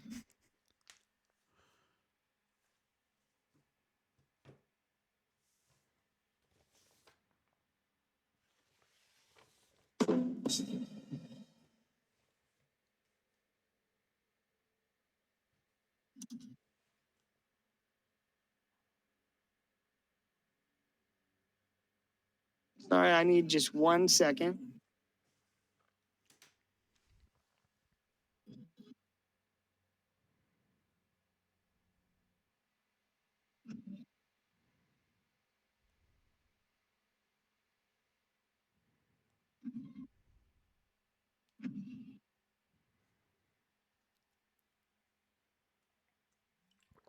All right, one more roll. My bad.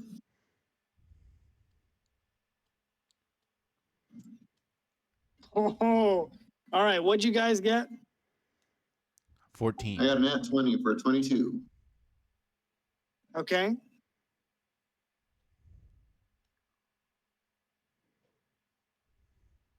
What about you, Wes? 14. 14. Kyle, what'd you get? 17. Okay. I'm sorry, 13.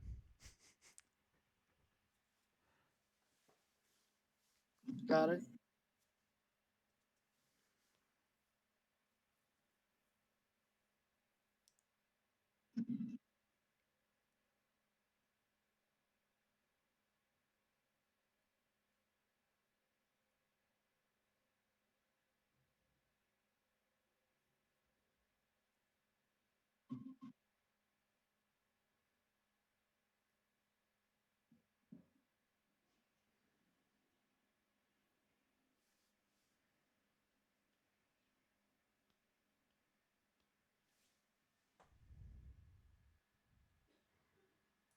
Okay, it's going to be a long one. Here's the order of battle. It's going to be Rudo, and then Galador, Rolston, then one of the cloaked figures, then Gradius, then a cloaked figure, then Savik, then the remaining 2 cloaked figures, and finally Garrison Mournhold. Oh, if you want the battle mages or anything, let me grab those. Did you want them to come into combat with you?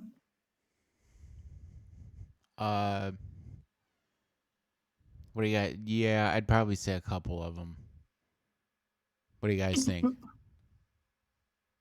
Yeah, sounds good. Cannon fodder. Yeah, we'll have a couple of them come in. Okay, I'm going to put them in. Well, I need to set them somewhere. I know.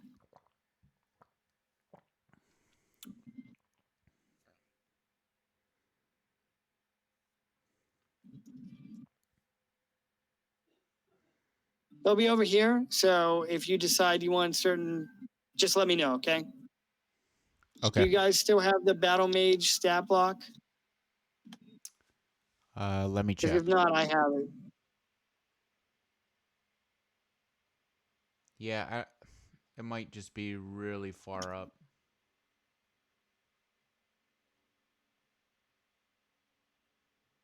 Let me see here. So do we want to focus on Big Bad first or the ads first? Or is Advisor first? Well, I mean, there's 2 forms of thought here. We either nuke the big bad and then the other ones give up because we nuke the big bad, or we kill the easy ones first and then save the big bad for later. I see the benefit. I have something I want to do. I feel like if you kill the I big feel one like first, your character What's up? would be like, I was gonna say, I feel like your character would be like blood raged into just killing him though. That's true. That is true. I will probably tag him, but also if we wanted to get rid of a couple ads, that would help balance the action economy a little more.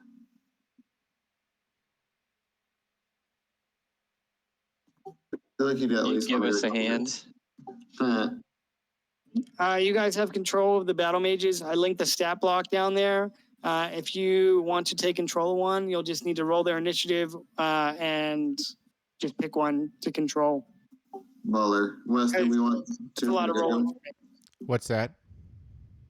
I was asking you if did we want 2 battle mages from the get-go or did we want to wait? Yeah, I'm fine with having 2 from the get-go. Cool. Yeah, I guess we can have the ads, take out the ads if nothing else. All right, I'm just going to grab 2 of them. Whoever wants to control them, you can. Their dexterity score is a +2, so go ahead and roll initiative if you're going to control one.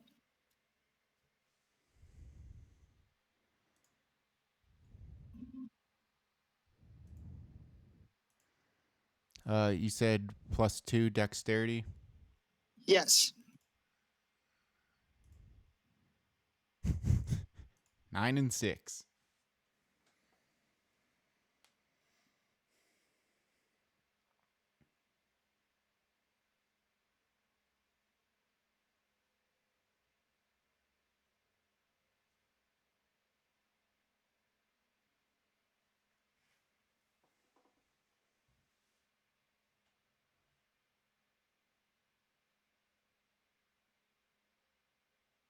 Okay, they're gonna go, the first one's gonna go after you, Savik.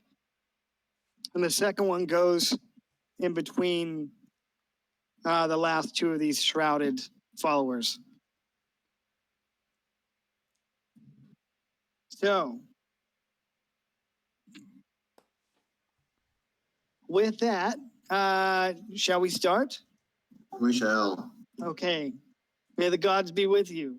Rudo, you're up. All right. Oh, sorry, he was here. All right. First one is, I guess I have to go first. I will.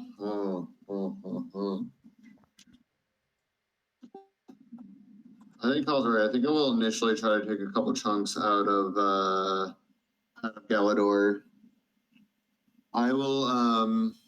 What do I want to say?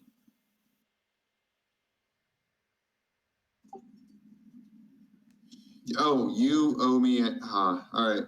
Something really badass along the lines of you owe me a hand. Did mine come back? Yes, but I will still take yours so you know what you did to me.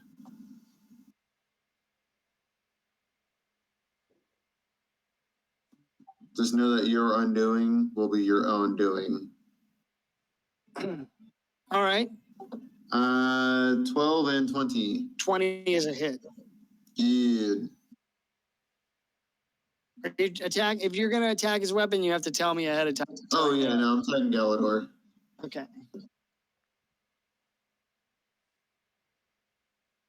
All right, so 10 damage, and then I'm just gonna kind of shift these guys, maybe sit on this table. That's what I gotta do.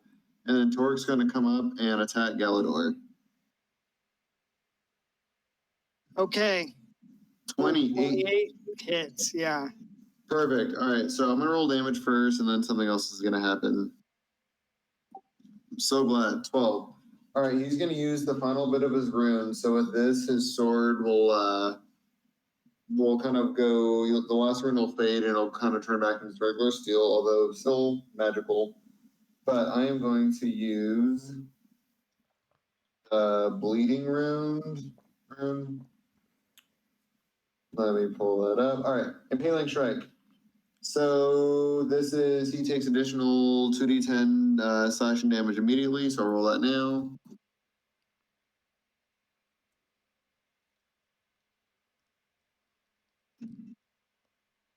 All right, so he takes 14 slashing damage, and then he will continually take that at the beginning of each of his turns, or end of start of each of his turns. Okay. I just wanted to get that bleed on there ASAP. Sure. Okay. So, all right, you hit him. You hit him first, Rudo. Well, you come up and you say all that, and he looks at you confused, and he's like, I don't even know who you are. Fuck you, Thanos. You're you're so insignificant in my designs. And he says, but I'm glad to see your hand grew back. Would be a shame for you to lose it again. Yes, it would. So he points at your hand and he says, you'll pay for your ignorance. And he's going to cast Hellish Rebuke on you. So you are momentarily surrounded by hellish flames. You have to make a dexterity saving throw. Oh boy. Oh, shit's about to get fucking real in here, isn't it? It's gonna get fucking real. 17. All right, you that's a success. So you're going to take half of this.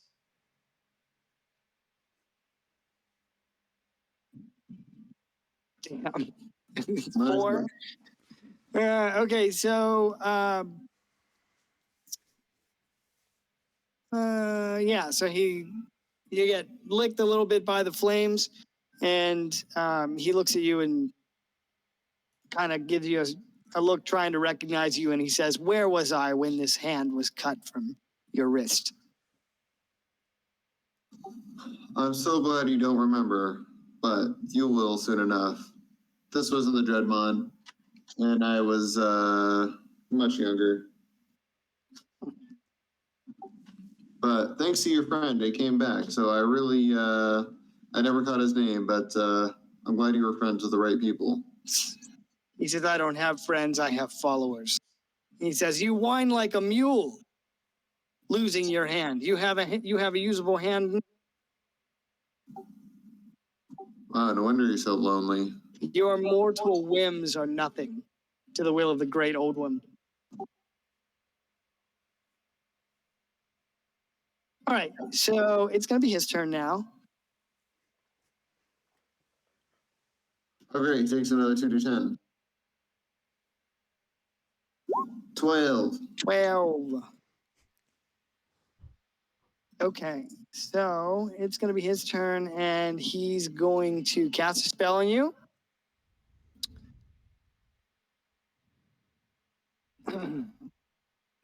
So he turns and gestures his staff in your direction, Rudo, as you're standing on that table, and he says, I'll take your eyes, and then maybe you'll see the truth. So he's going to cast mental prison on you. So he attempts to bind you within an illusory cell that only you can perceive. Make an intelligence saving throw. Oh, thank God. I love int saves. I know. Wait, there's classes that int's not the zone stat? Yeah, you'd be surprised. All right. 16. But I might err on the side of caution, and I get an advantage because of my race, but I think I'll use my whatever the fuck it's called, surge of smartness, whatever it is, and add Flash to of it. genius. That one, thank you. Surge of smartness. All right, so that We is now haven't used 21. it yet. What'd you say, Darren? So my save is now 21 instead of a 16. Okay, 16 would have failed. 21 is a success. So you succeed. So you see this illusory cell kind of forming up around your body, and you can see what it is, and it dissipates. As a result of the success, you're automatically immune to charm. Oh, yes. But you do take some damage. What? Yes. That's what it says.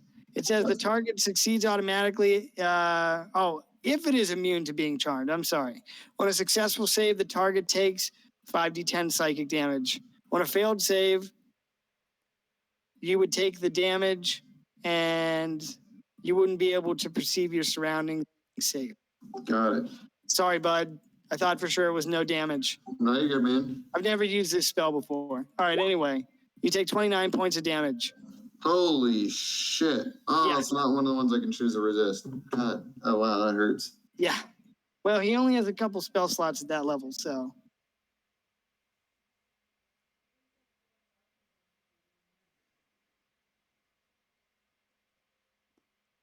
Okay, so he casts mental prison on you, and he will end his turn. Anyway, Wait, I was going to say something witty.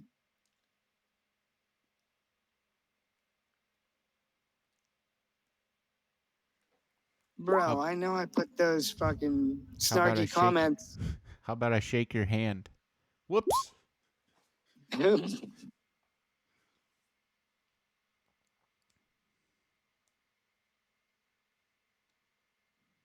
I don't know. I can't find his little witty comments that I put on his stat block. Okay, he doesn't say anything. So it's it's one of his companions' turns. Okay, so here's what happens. This figure right in front of you, Savik, stood motionless, reciting deep speech. And he's gonna lower his hood.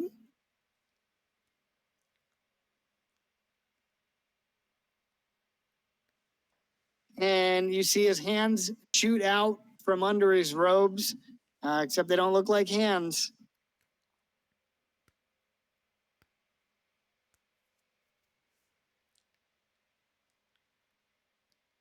To your horror, you realize that the creature underneath the robes is not quite human.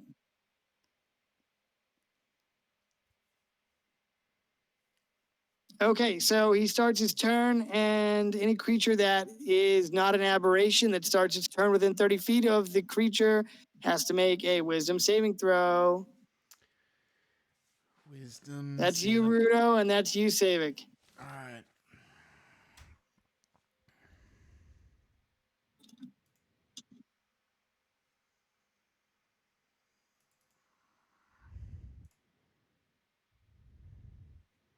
Wisdom save. Yes. All right.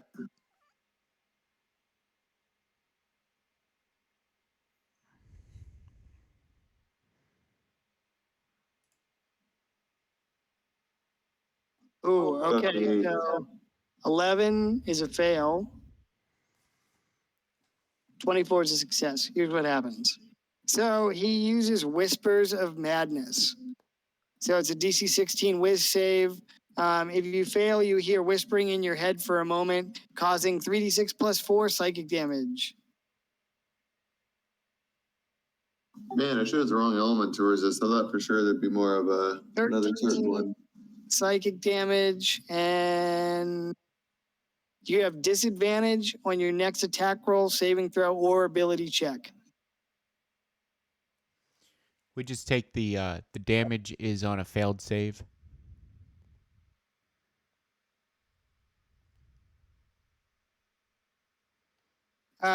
Yes. Okay. It says you must succeed the saving throw or take the damage while hearing the whispers. So you hear whispers of madness seeking into your consciousness, Darren. They sound like gibberish in a language you don't understand and incite visions of terror within you. Also, I thought that feared you for sure, but I guess not. Yeah, so you just have disadvantage on your next attack roll or ability check. And the creature ends its turn there. Gradius. You're up. Well, guys, it's been cool. I'm gonna run 60 feet back towards the entrance.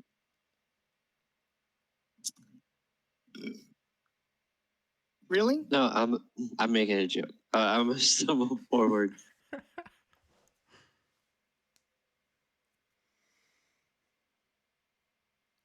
Then I am going to bonus action, spawn my spiritual weapon, and attack this cloaked guy over here.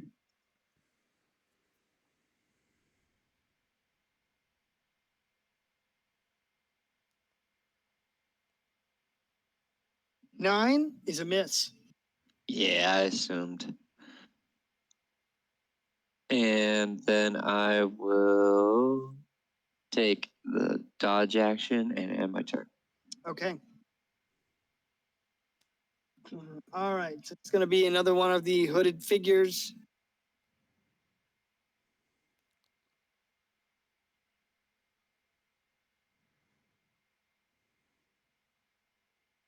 All right. So he's going to lower his cowl.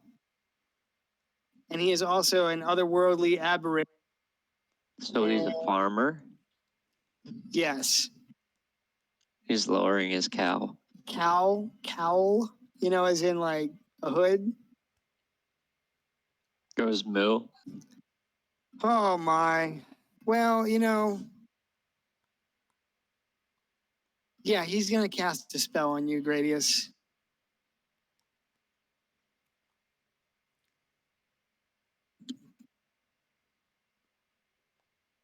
Okay, so he's going to cast a spell, and tentacles begin erupting from the ground beneath your feet. I've seen the Sentai. Make a dexterity saving throw.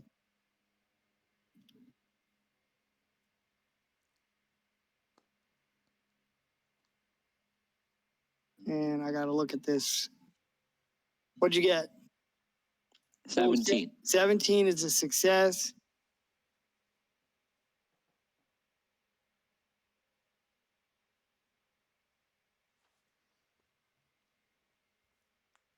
Okay, so you are not restrained. and do not take damage, but the area in front of your feet is difficult terrain, and it is big. So in difficult terrain, it consumes double your movement speed to get through there. So this guy ends his turn, and you're up, Savik. Okay. Let's see here. I'm gonna go ahead and move.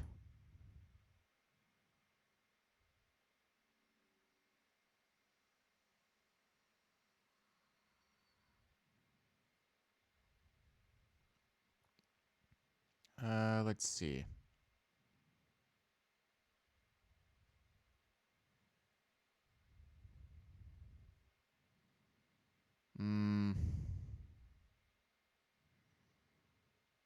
Actually, what I might do is I'm gonna go ahead and use Phase Step and use the Misty Step. And so I'm gonna go ahead and teleport 30 feet.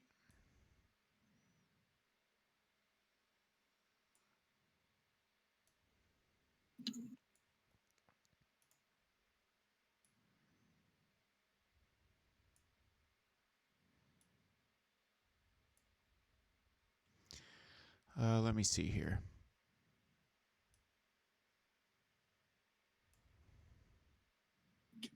So I'm gonna go ahead and teleport to the corner here. Actually, here's what I'll do. I'll go ahead and teleport here. I'll have my familiar take the help action and dart back here. I will go ahead and hit Galador, or attempt to hit him with a firebolt. Okay. Let's see. I can't.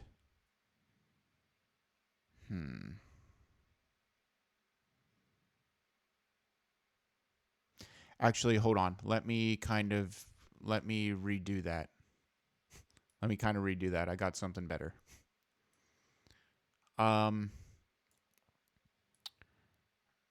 Let's see. I was here.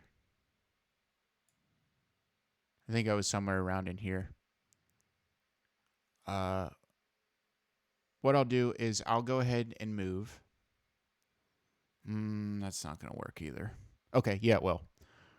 I'll go ahead and move over to here, have familiar take the help action. And then what I will go ahead and do is I will go ahead and use the green flame blade cantrip on Galador, and then follow up with a second short sword attack, and also then a it's just going to be a green flame blade cantrip attack and then a short sword attack. Okay. Sorry that took so long to figure out. No worries, man. You're good. 24 versus AC. Yeah, that's a hit. Okay. He's going to take, let's see here, 1d6 plus 5.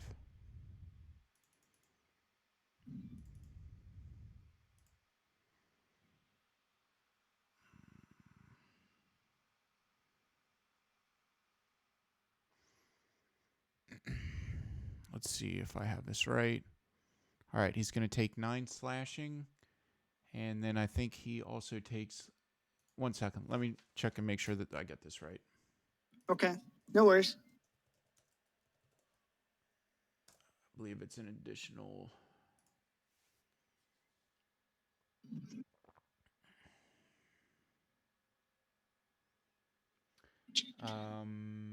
Okay. Okay. Yes, I was right. All right, so he's going to take the 9 slashing, and then he's going to take an additional. He's going to take some additional fire damage as the green flame erupts from my sword. He's going to take an additional 4 fire damage, and then his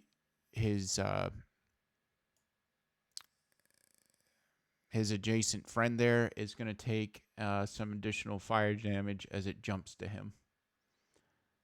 Plus spell cast. Sorry, did you say something? I think you might have. Yeah, his adjacent friend or ally is then going to take some additional fire damage as the green flame jumps from Galador to Okay. his buddy. So he's going to take spellcasting. So he's going to take 10 fire damage, and then I'm going to use a bonus action to Misty Step across the room. Okay. Oh, and hold on. I forgot to follow up with my second short sword attack. So I'm going to slice again at Galador for 22. Yeah, that's a hit. Okay, and he's going to take an additional 6 damage, and then I'm going to bonus action Misty Step to the other side of the room and turn. Sorry about that. No worries, man. You're good. Okay. After you, I think Galador is going to use a bonus, or not a bonus, a layer action, and then we'll have the first of the battle mages go. So whoever's controlling the battle mage number 1, you're on deck. Okay. And let's make him a different color than pink. So I have the brown and the pink. They're like the bad Power Rangers. Okay, so it's going to be Galador is going to use a layer action to Misty Step.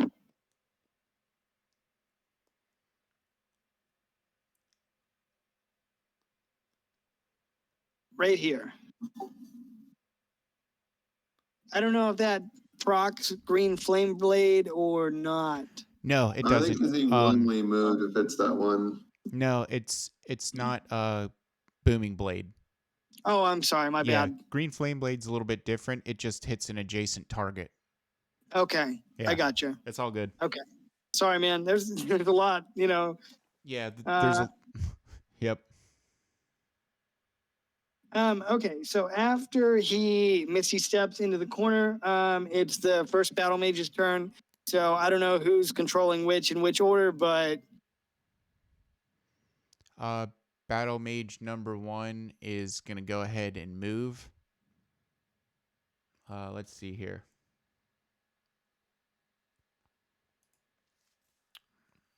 Let me see here. Oops.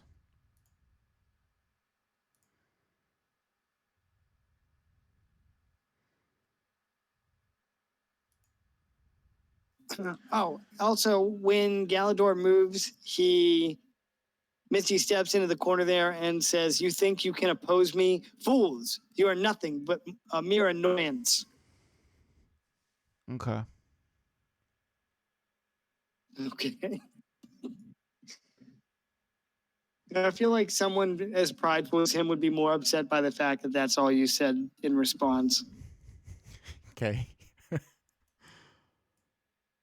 Let's see. He's about 30. Okay, so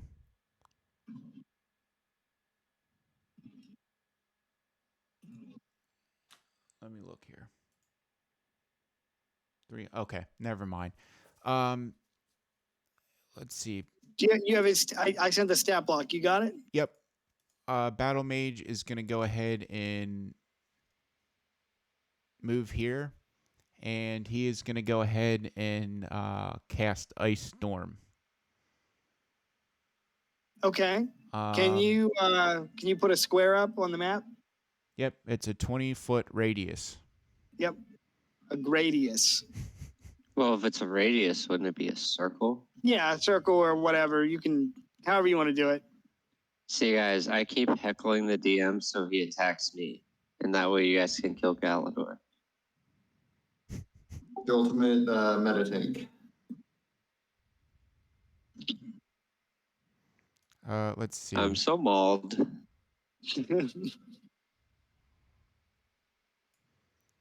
Let me.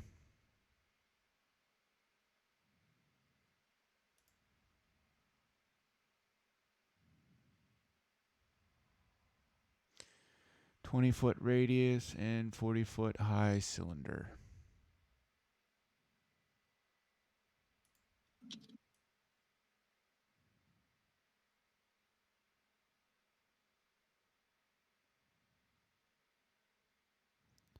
Let's see. Is this gonna get Gradius in there?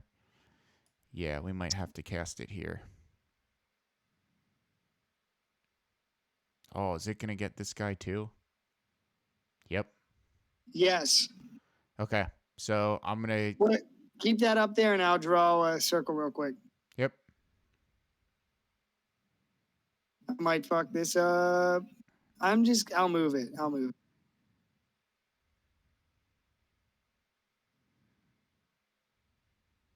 There we go. Is that about right? Yeah. A little bit more this way. Okay. Each creature in the cylinder must make a dexterity saving throw. Okay. Well, lucky for you, this old ass warlock is very dexterous. Just kidding. Let's start out Dude, with he's him. pretty limber for his old age. Well, you know, of course he is. He's filled with dark magic. Look at him. He's probably sacrificed thousands of souls at this point. In the Dreadmon. Yeah, yeah, and the Dreadmon alone. That was like a EXP speed run. How many souls can you sacrifice to the Great Old One in one spell cast? A lot. How about half this arena? Oh shit! All right, so Garrison Mournhold rolls a 26. And then I got to roll for the Avatar of the Whisperer of the Great Old One. I heard I want to use your reaction. Still regard. Garrison re-roll. Okay. 13. Damn. All right. So we got a 7, a 6, and a 13. Yeah, I think they do not make the save. So they are going to take 2d8 bludgeoning and 46 cold. And then what? Quick question. I forget. Can you give silvery barbs? Can you give the advantage to yourself, or does it have to be someone else? Yeah, you can give it to Sweet. yourself. I will do that. Wow. Okay, and then 2d8 and then 46 cold.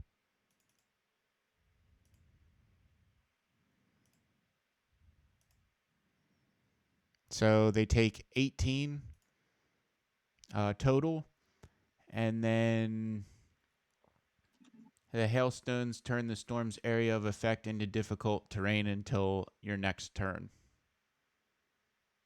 Sorry, I forgot to roll for this guy. Oh no, I did roll for him. Oops, my bad. If somebody enters the area, are they subjected to the effect? No, it doesn't look like it. Okay, well that is good fucking news for somebody. It looks like it just remains difficult terrain until the end of the battle mage's next turn. Okay.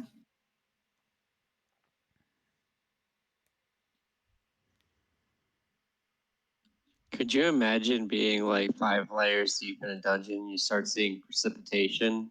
You would just go, what the hell is going on? Yeah. Oh, hell no. Dude, living in a world with magic would be insane. I mean, you know. Okay, so is that the end of the battle mage's turn? Yep, he's going to stand at the ready. Okay. Well, then we're going to start out with this guy. It'll be his turn. And he's going to move. Kind of shuffles over here near you, Gradius.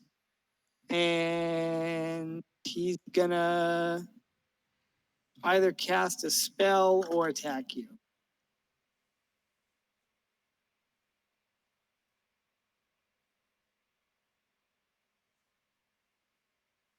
Okay, so I think for this round, he is going to attack you. So he stands 10 feet back from you and lunges forward with his arm, and his tentacle fingers extend, and they're going to hit you, maybe. So he's throwing his tentacles at you. 15 versus AC is probably a fail. Yeah. Okay, so he misses, and that's the end of his turn. It's the second battle mage's turn. I don't know who's handling that. Let's see here. I don't really know how to play mages too I much. thought So. maybe Savik and Rudo, if you want. If not, I can do it, but it's a lot of rolling. I guess I'll go ahead and do the second battle mage. Actually, we should not have Rudu do the battle mage. I've seen him play a battle mage before. Damn. That's honestly for the best. When we get into the high seas, I think that's the next one I want to do after this campaign. You have a chance to redeem yourself, Rudo. Perfect. Okay. Here's what I think Battle Mage number 2 is going to do. I think he's going to I think Battle Mage number 2 is going to follow suit. And I think Battle Mage number 2 is going to go ahead and I think Battle Mage number 2 is going to cast Fireball in the same radius as the Ice Storm. Damn. All right, 3 more deck saves.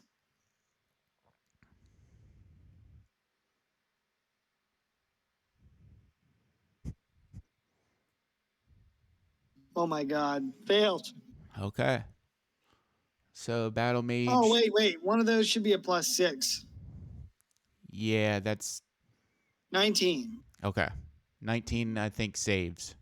Okay, that would be Garrison over here. Okay. Everyone else is going to take 8d6 of fire damage. Now, let me look up something here. I'm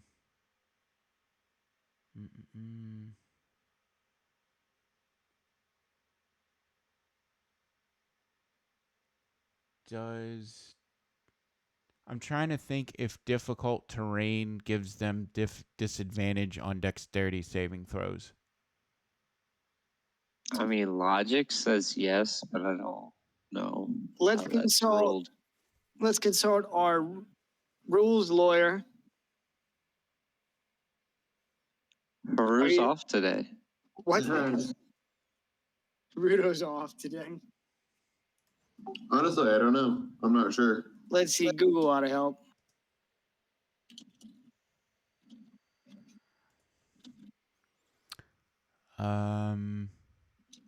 Let's see. Google popped it up right away.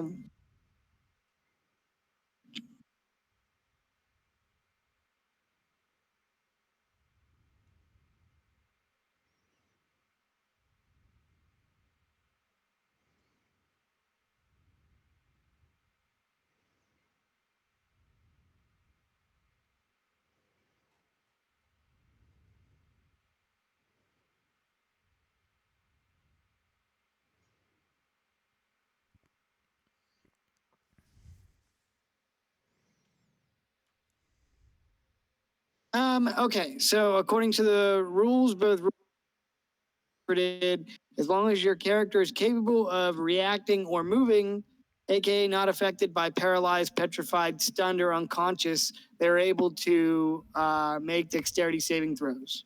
Okay. It doesn't say necessarily with advantage or disadvantage. I don't know. I don't really know how to rule that. All good. That's cool. All right. So 27 fire damage, and then Garrison Mournhold takes half. Battle Okay, Mage, holy shit balls. Battle Mage number 2 is going to stand at the ready. He's going to move up a little bit.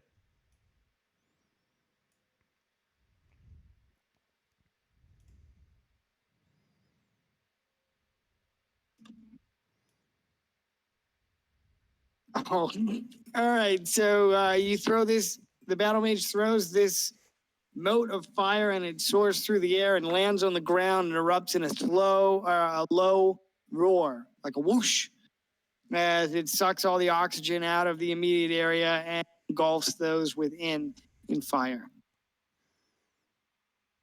Anything else? No, that's gonna end Battle Mage's turn. All right, in that case, it's the last avatar's turn, and he last is going to avatar. go. Yeah, the last avatar. We'll get it in 2045. James Cameron's been dead for 20 years. They use his AI image to record everything. Yeah, They'll just dude. make Honestly, in 10 years, I wouldn't be. It's going to be hard to tell what's AI and what's real. James Cameron is secretly working on an artificial intelligence of himself so he can keep directing more Avatar movies whenever he dies. Yeah, I wouldn't be surprised about that at all. Okay, so he's going to move 15 feet because he's moving through difficult terrain. And let's see. He's going to come over here to Torque and cast Bestow Curse upon him. So Torque needs to make a wisdom saving throw. Or become cursed. What the fuck? All right, let me. I mean, if you want, he can try and target you. No, that's okay. You can target. I mean, I'm just being considerate of the fact that you're low on HP, buddy. All right, let me go ahead and make a wisdom. Why didn't you just say so? 8. Holy Jesus, 18. Torque is Wow, rolling the okay. saves. That is a success. I don't think that he's going to take any kind of. Let's see. Yeah, all right. So he succeeds, and the curse doesn't take hold of him. Okay, that's a bummer, but he will end his turn there. And bringing up the rear, last person in line is Garrison Mournhold. Garrison turns towards you, Rudo, and you can see that over the top of his head, there's a crest of flaming black iron, and his eyes glow with an evil red.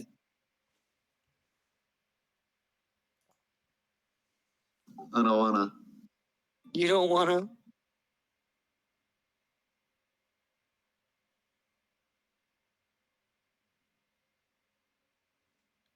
You're about to be treated like a altar boy in a confession booth.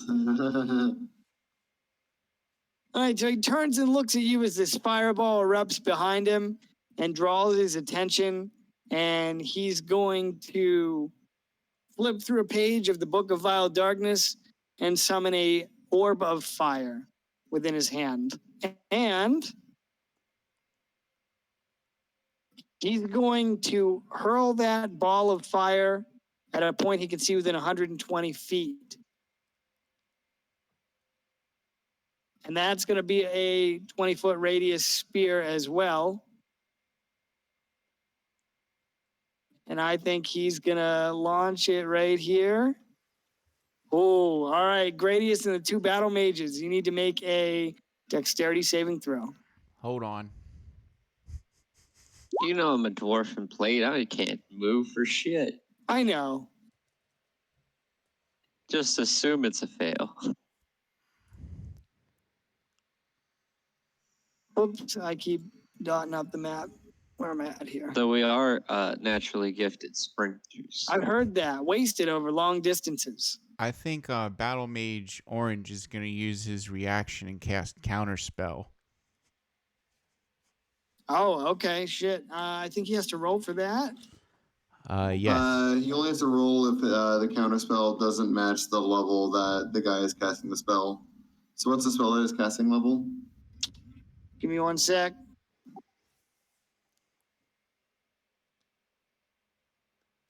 It's a fireball spell. Oh, yeah. So I that's, think that's third level. What's up? It's third level. Okay, yeah. Counterspell is 3rd level by default, so that Okay. shouldn't require a roll. Okay, well then, so he hurls this mote, this ball of fire, and the battle mage sees it coming and holds up his staff and casts counterspell as the ball of fire comes down to hit the floor of the chamber. It dissipates and does not erupt. You lucky. That's a round down. We're back up at the top. Rudo, you're up. Baller. All right, I'm gonna stroll up here. Oh, you're getting opportunity attack, son. That's fine. You can get disadvantaged thanks to Torque.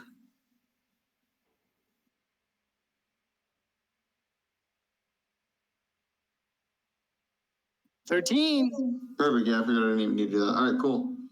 All right, so I am going to grab one of my vials of acid and cast Catapult and fire it at Galador with Okay. advantage thanks to my previous silvery barbs.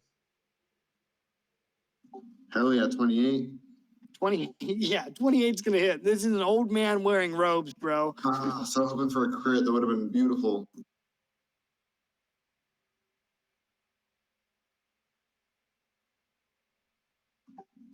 $20 acid damage. Damn, okay.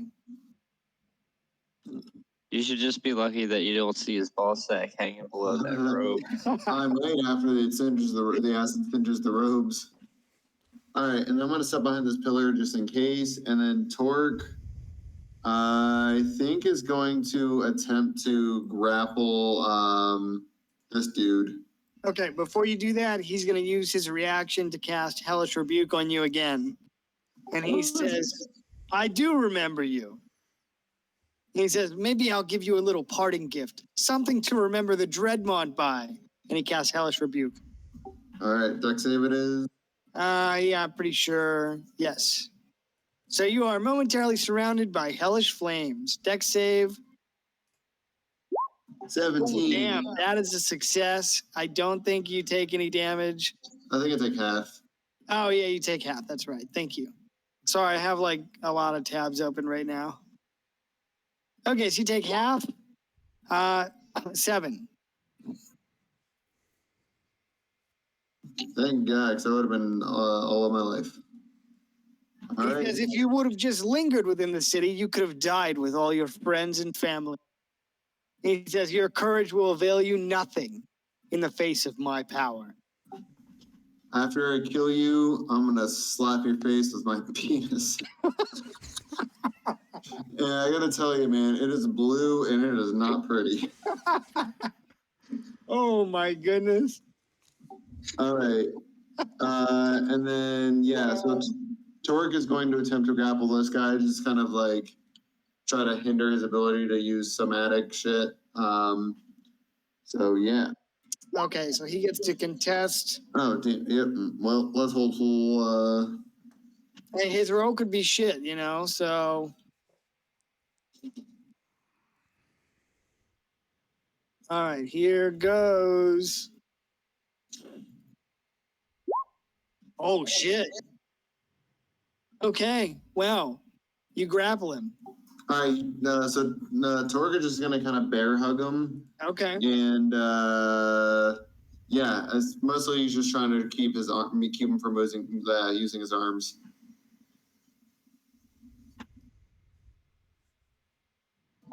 Okay. All right, so that is our turn. And then at the start of Galador, she takes 2d10. Okay. 10. Damn, he's just taking rider damage. Ride or die damage. Literally.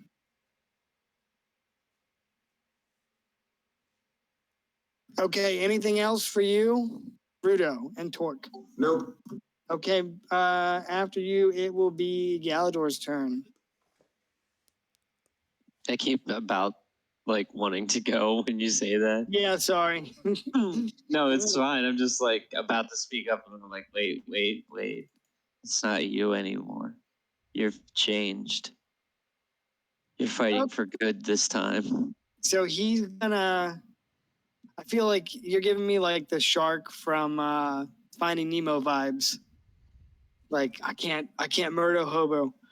Okay, so he's in possession of a book, leather-bound tome, and he's going to open it up. And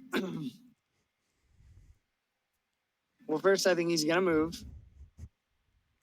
So he moves here, and he's going to cast a spell called the Devouring Abyss.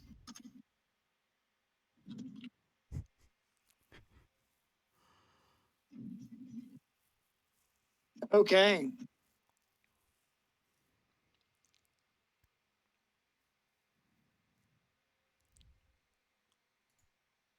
And he needs to move a little bit closer.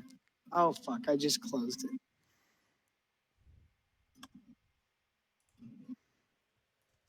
So he used 10 feet of movement. No, he was here. So he used 20 feet of movement to get out.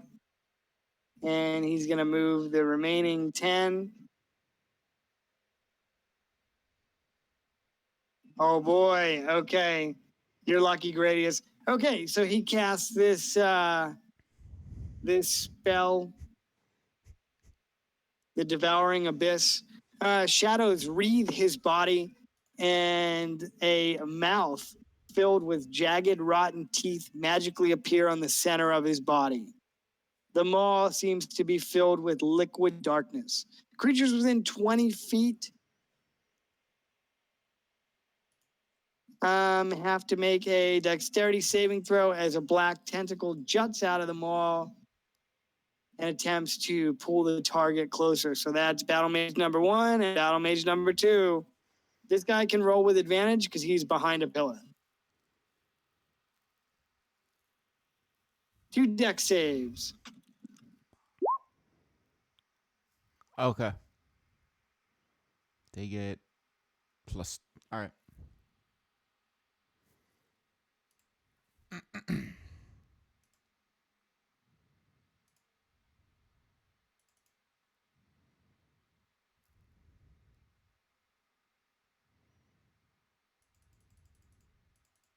And when he's reciting the verbal components for this spell, they sound like this.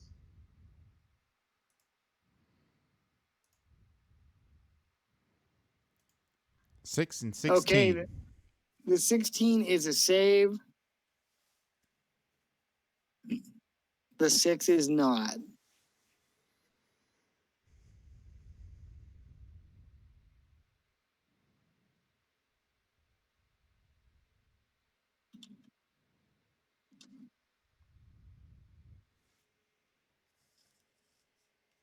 Okay, so a tentacle appears from within the maw and jumps forward. Which one do you want to have succeed? This guy, pink or brown? Let's have pink succeed. Okay, well, in that case, a tentacle shoots out from within the maw and grabs hold of the brown battle mage. It lashes out at the battle mage and grips hold of his leg and pulls him 10 feet towards the gaping maw.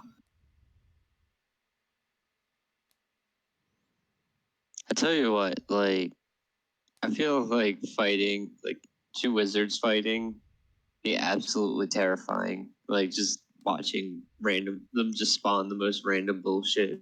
Dude, the Harry Potter series is pretty good, right? Like, and in movie 5, you know, they like Dumbledore and what's his name fight at the Ministry of Magic. Like, as cool as that was, it could have been much cooler. Like, they didn't even scratch the surface with the established magic they can use in that universe.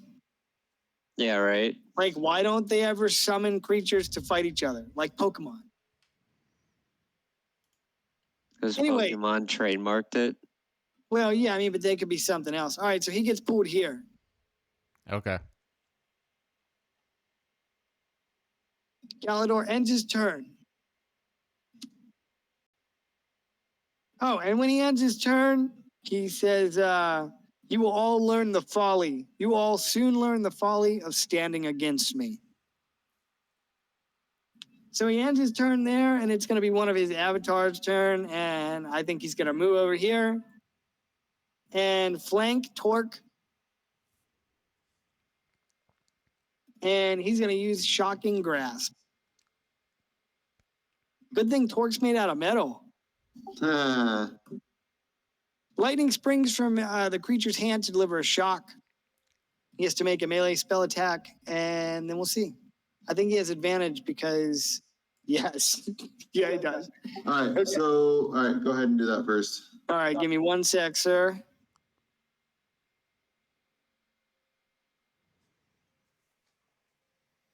$23.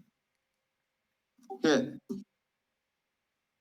All right, he reaches out and grasps Torque by the back of the neck. The damage is kind of weak sauce, but whatever. He takes 3 damage. Ouch. Oh wait, no, it should be 2d8. He takes 7 damage and cannot take reactions until the start of his next turn. Great. So question, if the big metal dude is grappling somebody, does that guy, what happened to that guy? I would say since he's wearing plate armor, he's also going to take the 7 damage. Perfect. Because, we know that electricity conducts. So thank you. I didn't even think about that. So I appreciate you mentioning that. And the Avatar ends his turn. Gradius, it's your turn. This is difficult terrain. Okay. Man, do I want to save the Screw the battle mage. I'll save Torque. Or not Torque, Rudo. That's the spirit. 1, 2. Wait, if you move in there, that's also difficult. Or Yeah, no? I know. I'm Okay. half of my movement's 15 feet. The Okay. Go ahead, yeah. 30.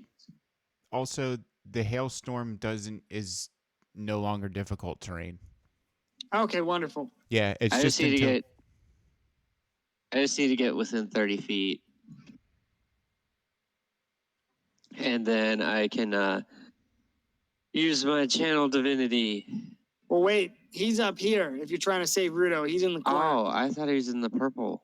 If you want to adjust if you want to go back and move differently, you can. Like you were. I'm sorry, I started thought right he here. was the purple dot. No, it's okay. Shit, I should change this guy from purple as well.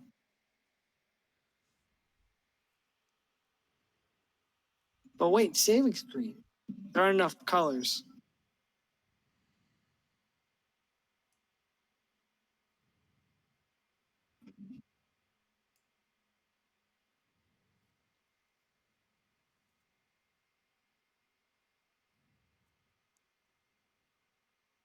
All right, I'm gonna move my spirit weapon over to attack the tentacle pulling in the battle mage.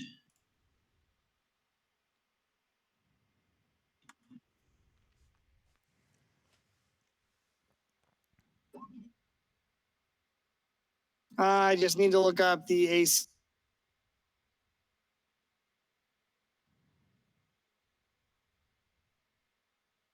I know it's slightly higher than Asian schoolgirl outfits.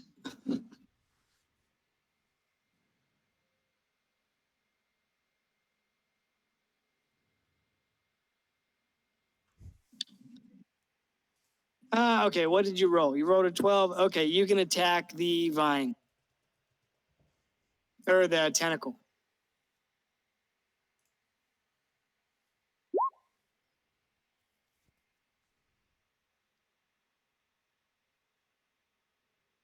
Nine damage.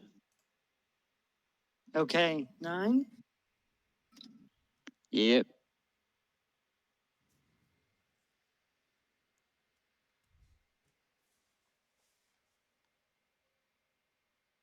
And I am within 30 feet of Rudo, so I'll use my channel of divinity, which means sorry. Yeah, if I could talk right now, he gets half of my health pool back, which is you can get up to 43 hit points. So whatever you need, just let me know so I can mark it down to what I have left for a long rest. Sorry, how much? Up to 43. Oh, hell yeah. I need that all. Okay. Thanks, bub. I mean, I have my other heals and stuff. That one's just like the. No, that's perfect. That's a game changer.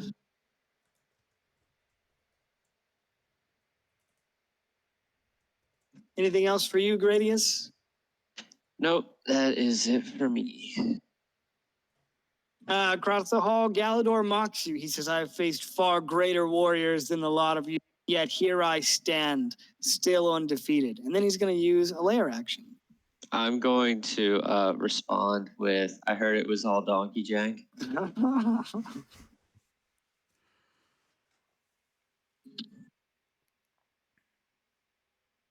Okay, he's going to what can all right, so you attack the tentacle, and he's going to use Eldritch Blast to attack this battle mage. When I attacked the tentacle, did it release the guy? Yeah, or- sorry, I should have mentioned it. It released the battle mage and retreated back into the mall. That mall looks like it's hungry for a fireball there. Save it. 12 versus AC on the battle mage, which I think is a miss Hit. for sure. Oh, damn. His AC is 12 unless Yep. you cast mage armor on him, which I don't think anybody did. Nope. Okay, well, in that case, he's getting hit with Eldritch Blast. Although I feel like the battle mage would have been smart to apply it to himself at the start of the day. Okay, I'll allow that. I'll allow Perfect. that. Okay, so his AC should be adjusted to 15. Both of Okay. them should be 15 if they both applied it at the start of the day. But at least going into battle, I feel like that would be one of the first things to do. I agree with you. Okay, so the Eldritch Blast misses. And let's see, it was just Gradius' turn. So it's going to be.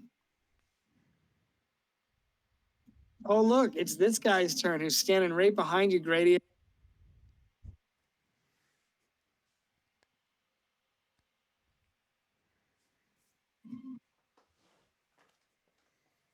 All right, so he's going to lean forward and whisper something in your ear.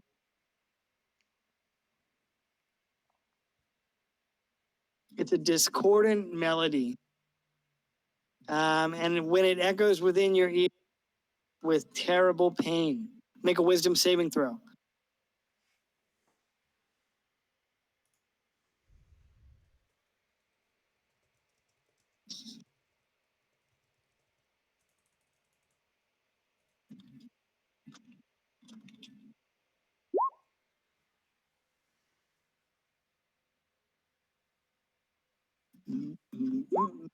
Mm.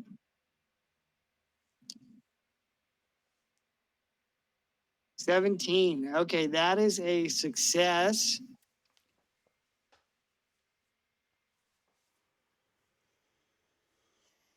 All right, so you're going to take half of this damage, and it's psychic damage. 11, so you take 5. The creature ends its turn, and it's Savik's turn. All right. Let's see here. Savik is going to he's gonna move. Let's see what I can do here.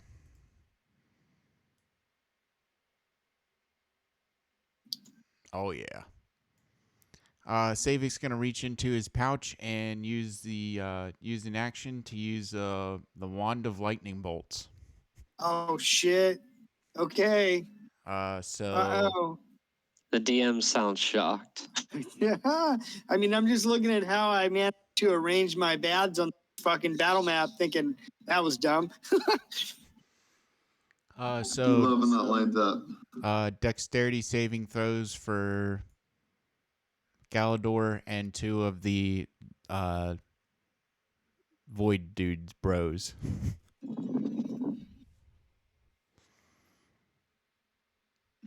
Oh my God, 3 fails. All right. That's gonna be 27 lightning to each. And then Savik is going to move.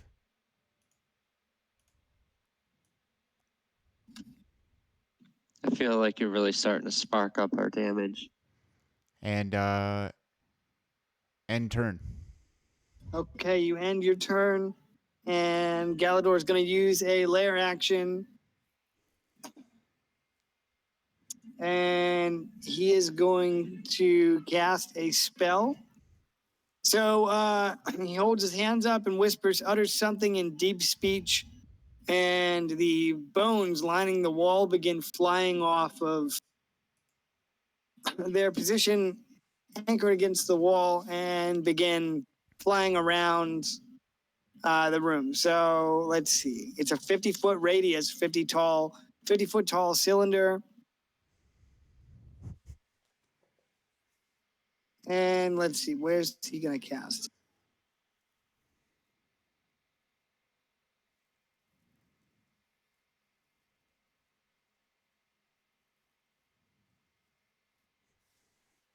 I mean, it seems like a pretty desperate move for, destroy your lair like that.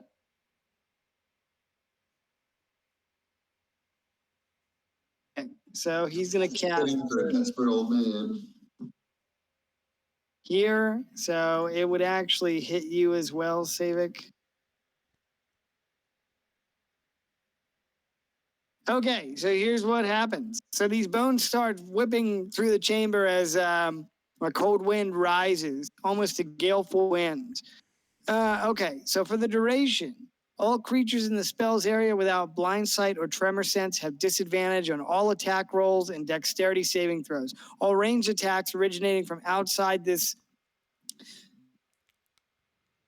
bone tornado that are targeting a creature, object, or space that are inside, that are in the tornado are done at disadvantage unless the attacker has blind sight or tremor sense and is close enough to the target to sense them.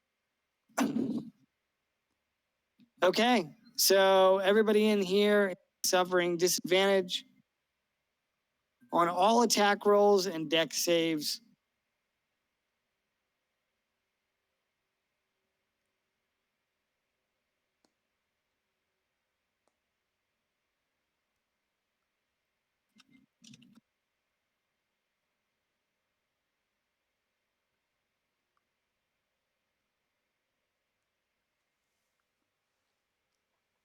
Okay, so let's see. Savik just went. Savik, after you, it's one of the battle mages. All right. Battle Mage. Let's see. Mr. Pink.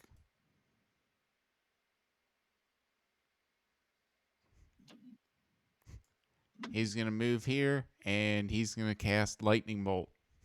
Oh, oh no.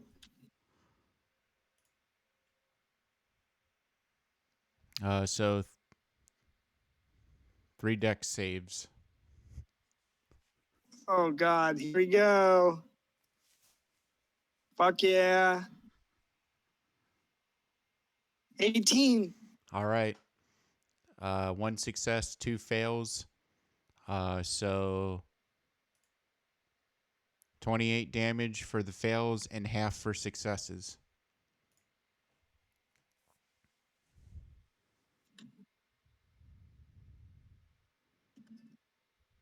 Okay. The lightning ripples through the chamber. Does Galador have to make a concentration saving throw? Yes. Well, yeah, let me look. No. Okay. It's a transmutation spell, does not require concentration. It's instantaneous.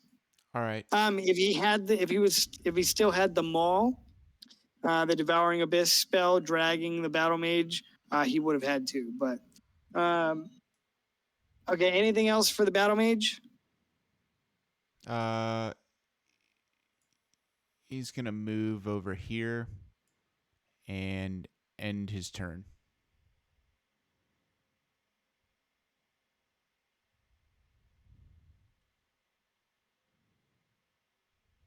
Okay.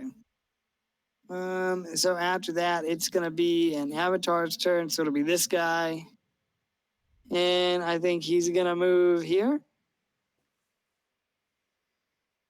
and attack Mr. Brown.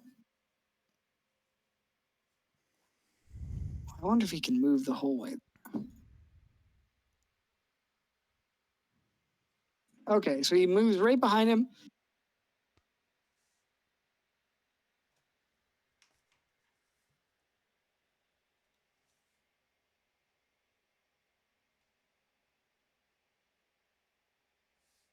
Okay, and he's gonna make a melee spell attack. Oh shit, a crit. Okay, so he's going to reach out with his hand wreathed in shadow and cast vampiric touch.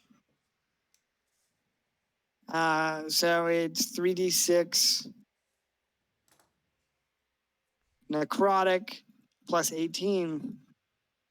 All right, so he reaches out and his tentacles kind of grip the battle mage around the throat for 27 damage.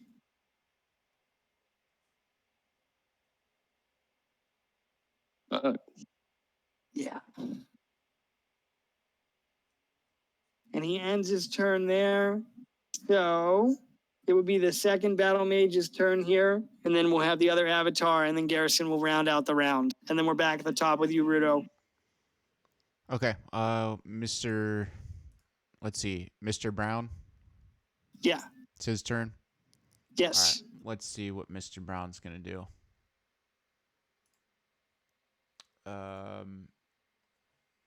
Let's see here.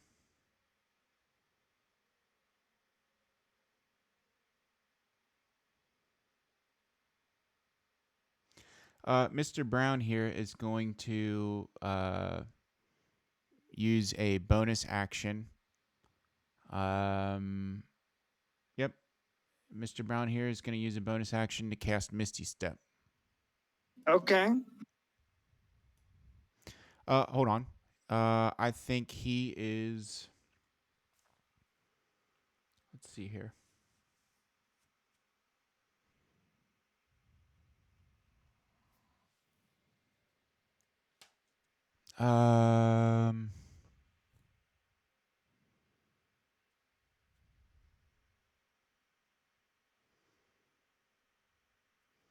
Or he can go down as a hero.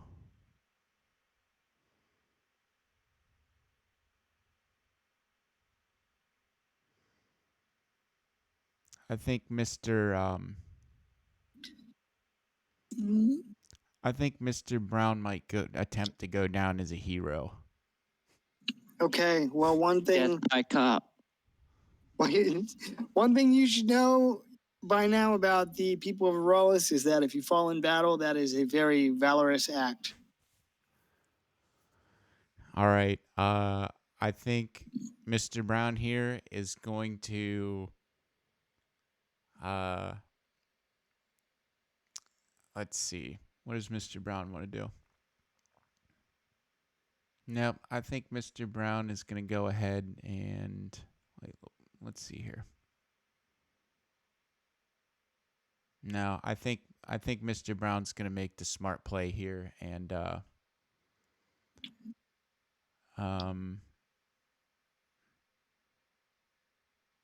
wait. Hold on.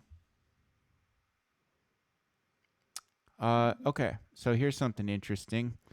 Mr. Battle Mage here gets self-defense casting. So when he gets hit by a weapon attack, I'm going to go ahead and cast a cantrip against I guess I'm going to go ahead and then cast a cantrip against the guy behind him. Okay. So let's see here.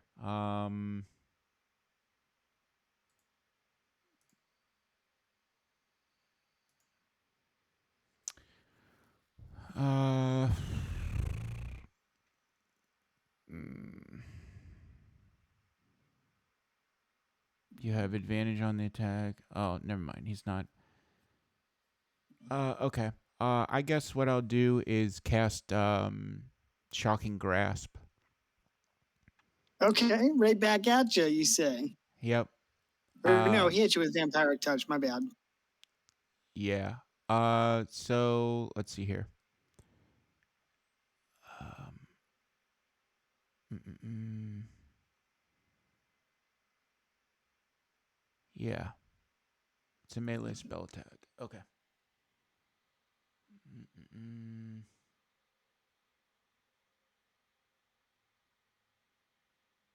All right. So I'm gonna go ahead and have him attack with that. Intelligence, blah blah blah. All right, I'm gonna have him go ahead and attack with shocking grasp against the guy.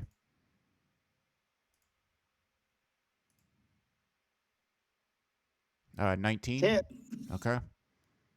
That's a D8. Mm.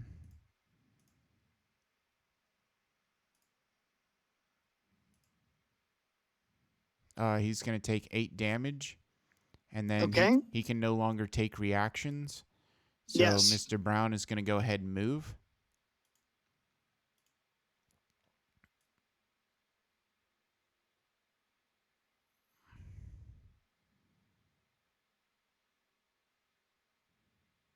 Hmm.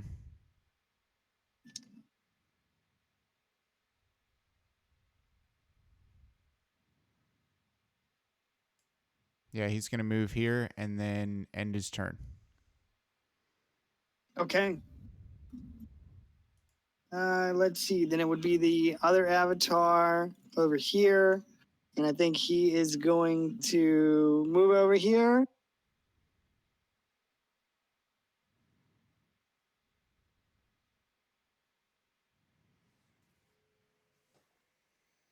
And okay, so he's also going to. Oh, I thought I had that open still. All right, Rudo. So he's going to come over to where you are and lean down and whisper a discordant melody into your ear. Make a wisdom saving throw. Oh boy. Let's see what I got.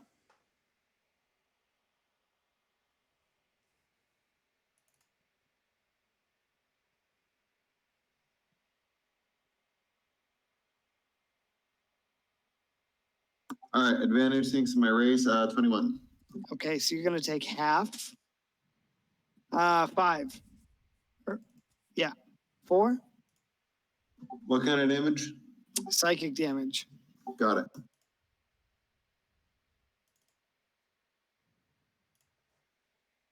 Okay, with that, he will end his turn. It will be Garrison's turn. So I think the first thing he's going to try and do is break out of the grapple that he's in.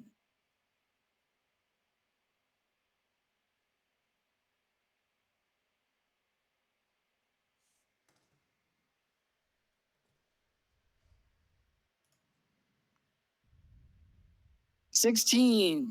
All right, let's see what we got.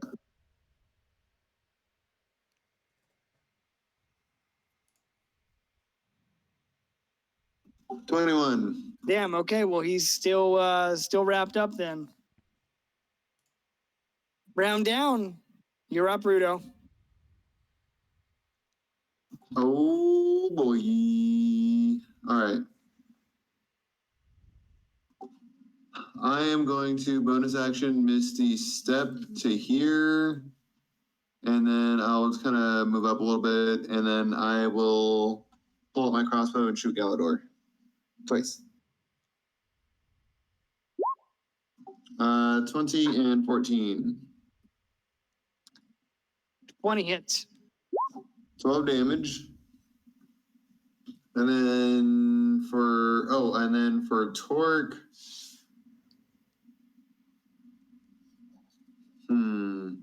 I think he's just gonna kind of keep his grapple and maybe.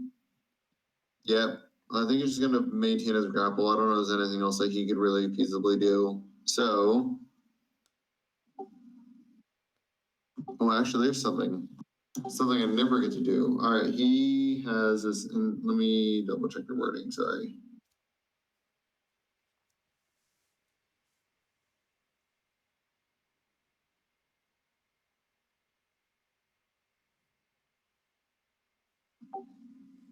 All right, he has this thing where he can just kind of heal himself on his action instead of doing something else. So he's gonna maintain his grapple. I'll do that. I'll look up the healing. But in the meantime, that is our turn. So I'll roll the D2d10 for Galador. Galador takes 12 damage. Okay. He's not looking so good. Oh, you strike him and he's going to point at you again damn and it. say, you should have burnt that day in the fires of the Dreadmont. And yeah, so dex save, and he's going to cast Hellish Rebuke on you. All right. And he'll ask you if you have any idea the souls that he's fed to the Great Old One. I was like, I didn't realize hands have souls, but yeah, I got nothing else. 17. All right, you take half damage. Ooh, 7. Perfect. Not perfect. But I might use my reaction to take half. I can take 7, I guess. All right. And then Torque, I'm going to roll for Torque's healing. And then that's cool. That's it. Okay. Let's see. It'll be Galador's turn.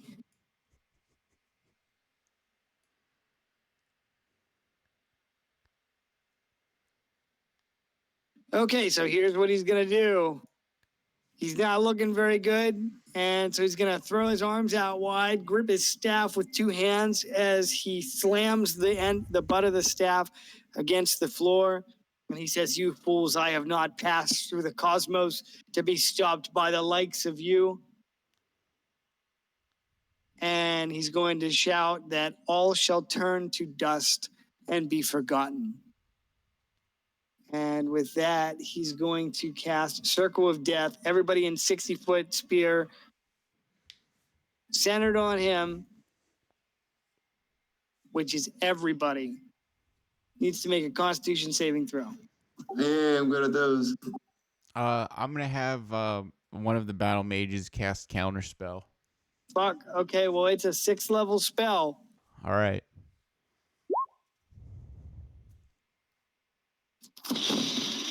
Okay, I thought that was Counterspell at first. I was like, fuck. Nope, but I hope I succeed. What is 19 it? does succeed. I have to roll what? X plus. He AC rolled a equals- 16. You gotta beat it. You gotta make or break a 16. All right.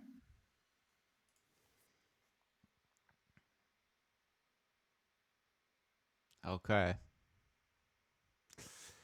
10 plus the spell's level on a success. Okay. Yeah, it's a level 6. All right. Here we go.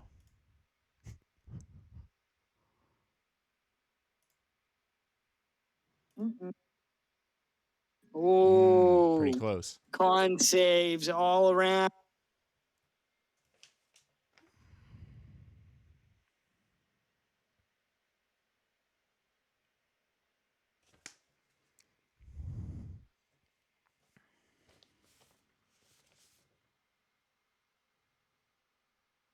All right, I'm gonna be your B-bio while you guys are making your con saves. Oh, you just had to reach for me to boost that too. Oh well. I could be a real jerk and have the other mage cast Counterspell. Oh, he'd be so salty.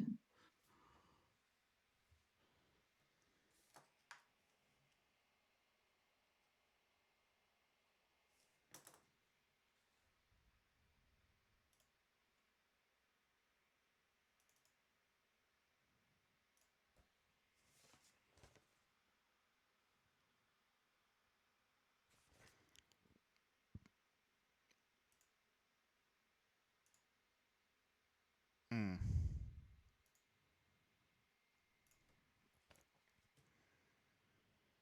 I might end up dropping Resilient Sphere because of this.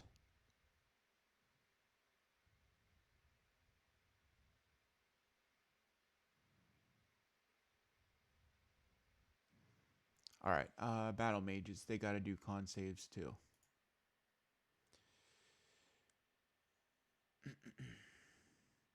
+1. Did anybody get 17 or greater other than?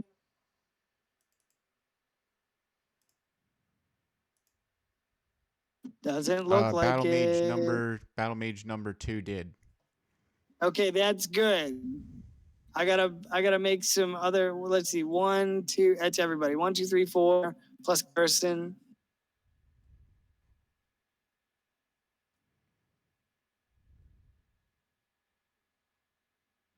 Actually, you know what? I should just roll.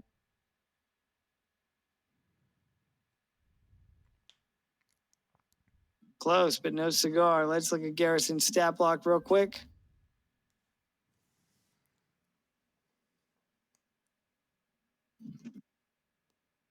Oof. Okay. Well, 2 successes. The rest of you, those of you that succeeded, you take half of this. If you failed, you take all of it. And it is necrotic damage that ripples out in a 60-foot radius spear from Galador's staff. Here goes. 28 necrotic damage. If you failed, you take all that. If you saved, you take half. Okay. Yay! I feel finally justified in taking my buffing my armor, so I only take half of the half, so I take 7. Nice. Holy shit, really? Yeah, I can choose one element each day and choose to get resistance. And so I chose necrotic. Nice. Well, that was extremely smart. Thank you. All right, so I gotta adjust these bads. All right. All right, so that's gonna kill this guy.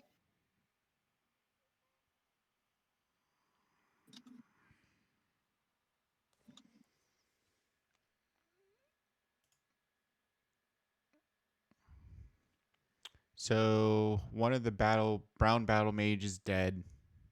Okay. R.I.P. Brown Battle Mage. Yep. Pink is still alive.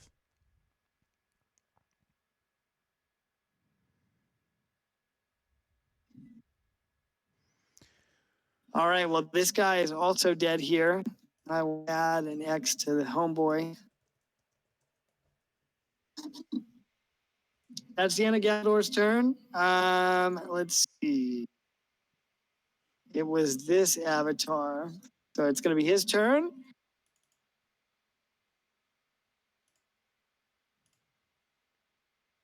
right. Cool. And I'm sorry, what? No, I was just rolling a concentration saving throw to see if I still concentrate on my spell. Oh, gotcha. All right. Well, this guy standing behind Torque is going to use Shocking Grasp again. And he gets advantage. 23. If it has a torque, he definitely succeeds. And I think it's 2d8.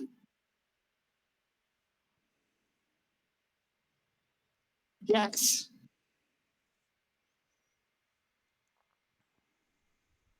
So Awesome. Torque is going to take 7. All right, and so does the guy who's grappling. Yes. Oh, wait. Is Bone Tornado still active?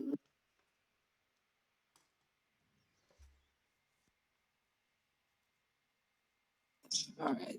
Got it. Okay. Gradius.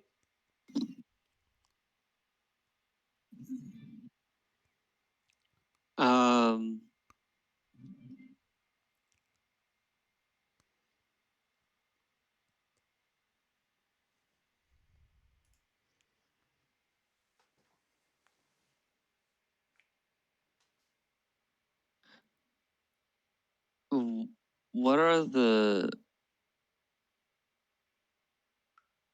hooded creatures? Would they be considered They're like evil or undead or?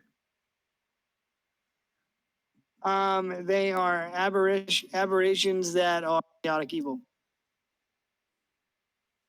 Okay.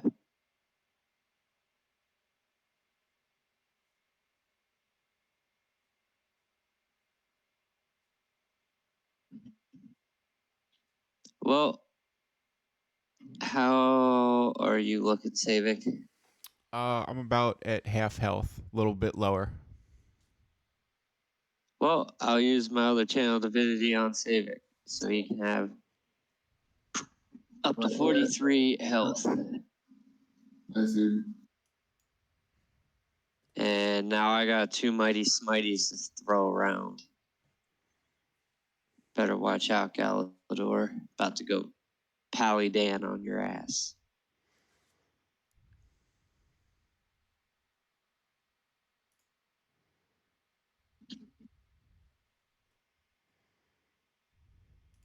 I am going to move my spiritual weapon. This is what's his name, right? Yeah, yeah. I feel like you ought to recognize that. Yeah. I'm gonna attack him.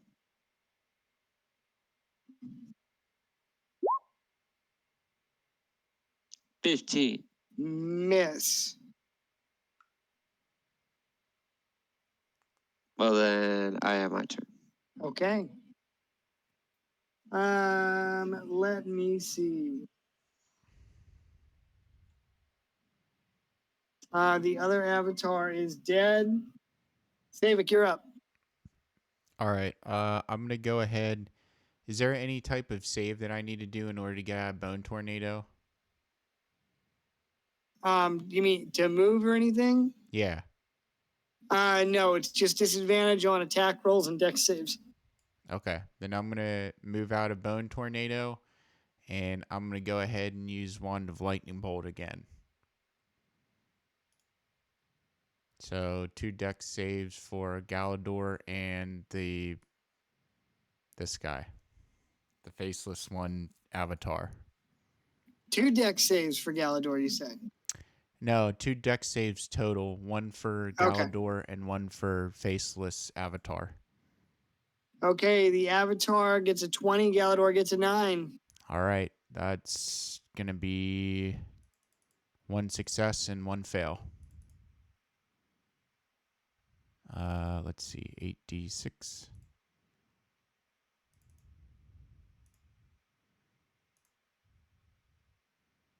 Oof, Uh, okay.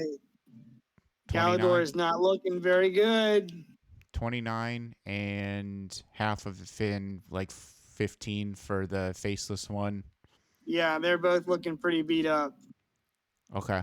I'm gonna go ahead and move.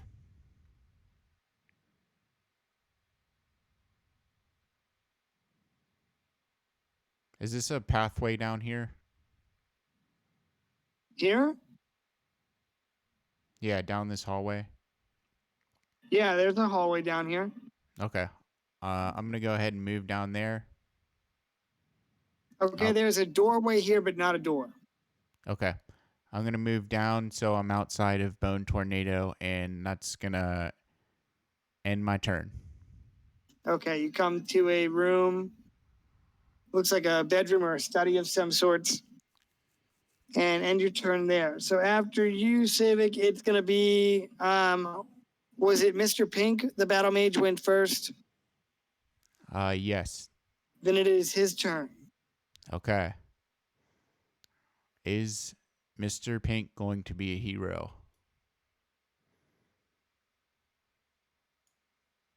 Let's see here. I think Mr. Pink's going to be a hero here. And he's going to cast his final 3rd level lightning bolt. Holy shit. Okay. 2 dex saves. Line him up so he can knock him down.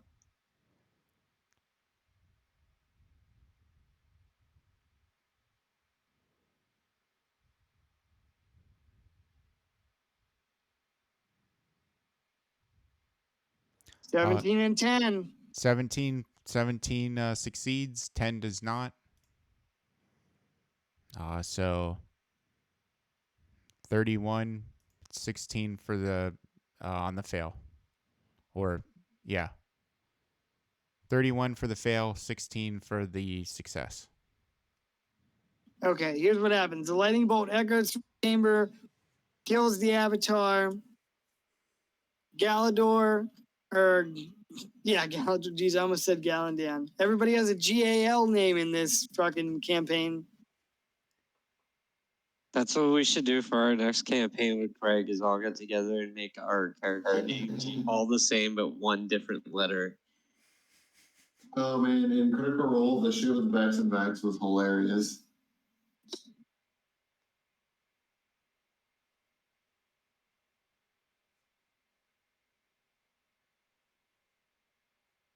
Yeah, I love when they went to the Feywild. That shit made me laugh so hard. Oh, I need to watch the show. Like, I remember the campaign and it was hilarious, but the show's gotta be great. All right, Galador drops to his knees and his staff clatters to the ground.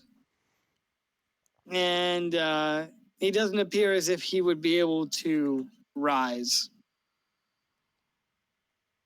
Basically, he doesn't have he's very close to death.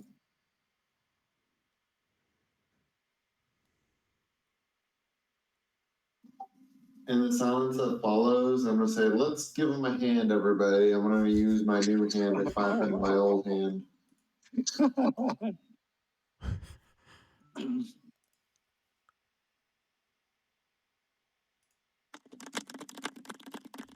He says to you, Rudo, he says, your efforts are futile. I have already won.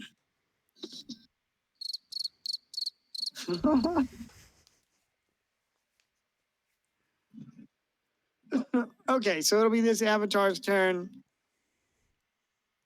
And let's see, what's he gonna do? If he has the movement, he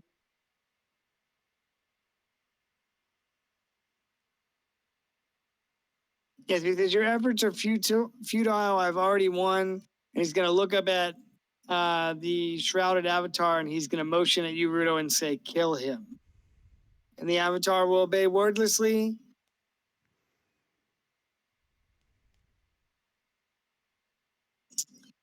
And what is he gonna do? I think he will.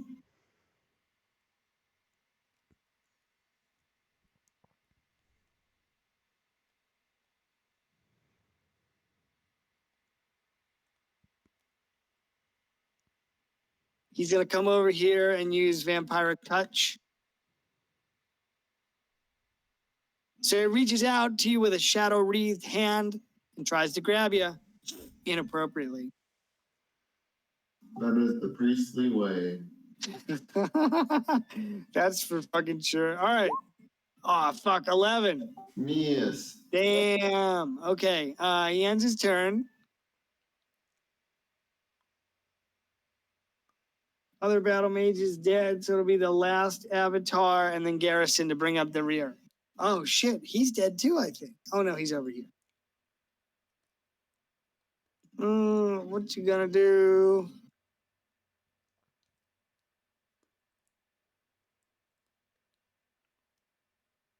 I know what he'll do.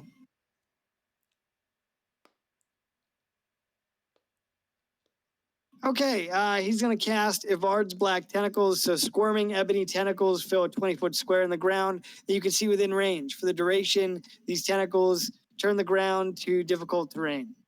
Okay, so the only question is, where's he going to put it? I think...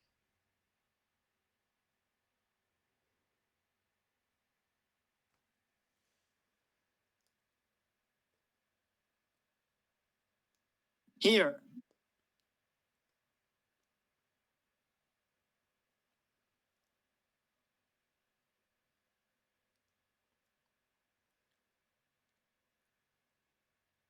Oh, wait, it's a 20-foot square.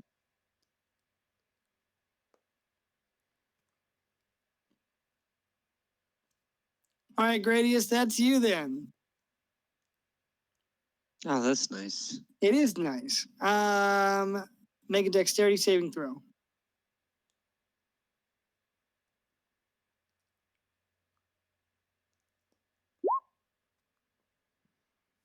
Oh, 16, I think, is a success. That is a success. All right, well then you're not affected. It's just difficult terrain under your feet. You don't take any damage. Wait, let me make sure.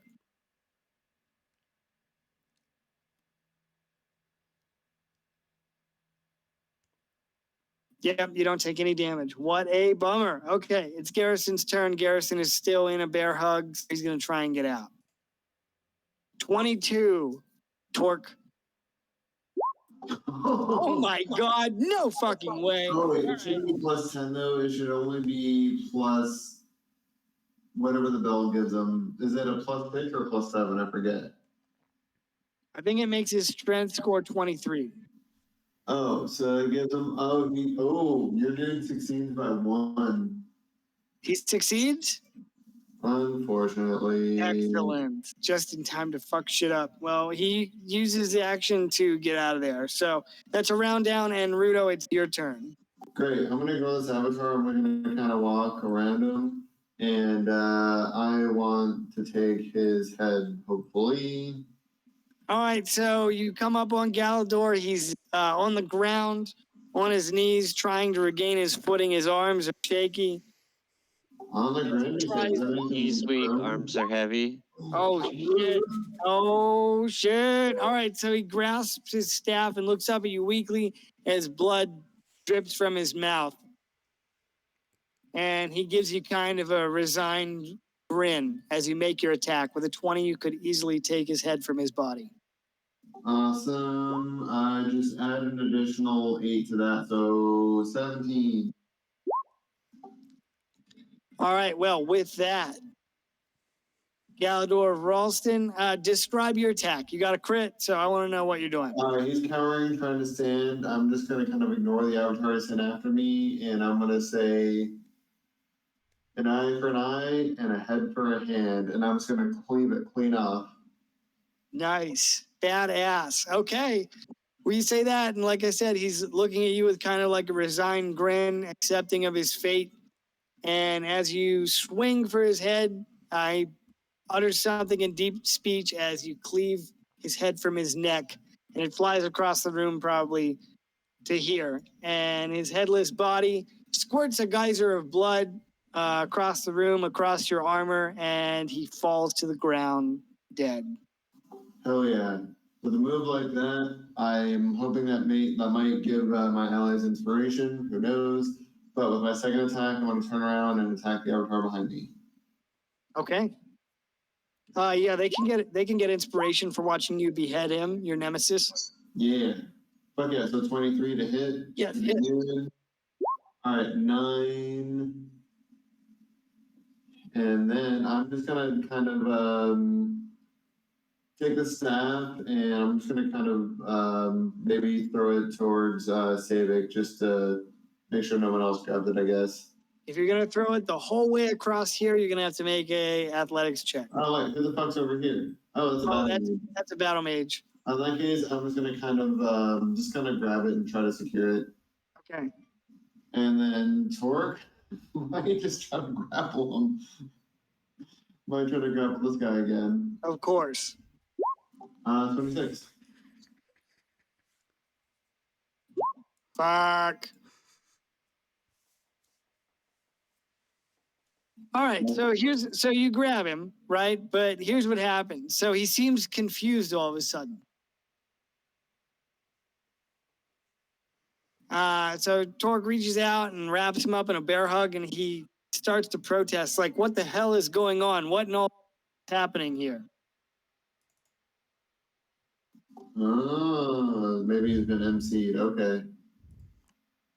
Yeah, sure. He's just trying to save his own ass right now. Well, you wouldn't know that without an insight check, my man. Nope, I know it. Yeah. We gotta put him down.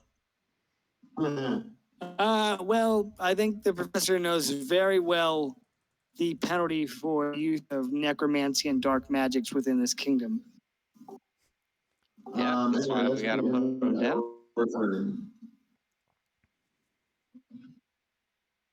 Okay, so if that's the end of Torque's turn, then let's see. Avatar number 1 is dead. Galador's fucking dead. Gradius.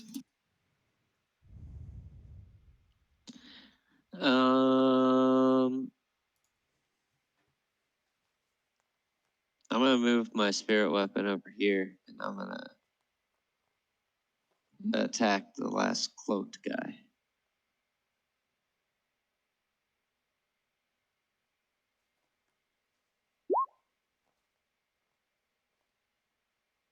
Missed.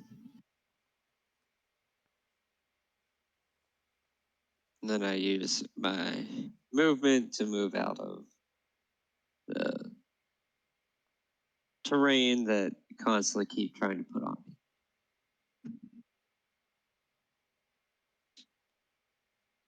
Okay. Anything for you other than to move? I can't reach anybody unless like somebody needs a heal, but I think the majority of our gotcha. problems are taken care of. All right. Well then, Savik, you're up. All right. I'll go ahead and move.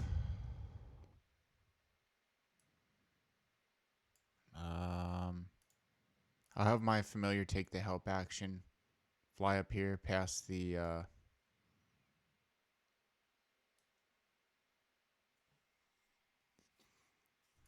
faceless one avatar. Let's see, hit him with a. Let's hit him with a firebolt.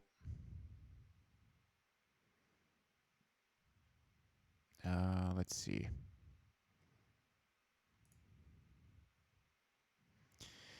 15, 20, and 20 versus AC.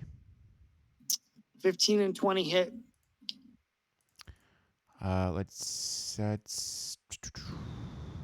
2d10 plus. All right, so I'm launching a firebolt at him for 12. And that's going to end my turn. Okay. His robes catch fire. I'm going to move back behind this pillar, and then that's going to end my turn. Gotcha. It's going to be Mr. Pink, the battle mage's turn. All right, Mr. Battle Mage. Let's see. Mr. Battle Mage is going to...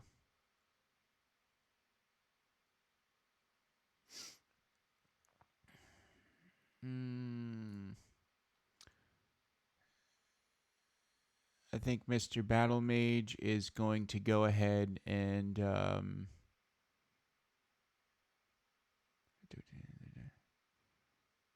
Okay. Mr.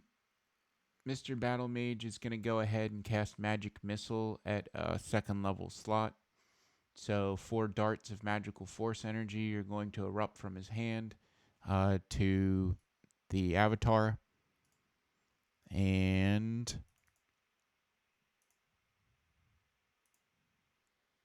44, so +1 force damage to its target. So, all right, it'll be this. Total, he's just going to concentrate all 4 darts onto the avatar, and it's going to do 15 damage. Okay. Well, 15, this guy? Yep. Yes. Okay. Gotcha. Okay. Anything else for Mr. Pink? Mr. Pink is going to move.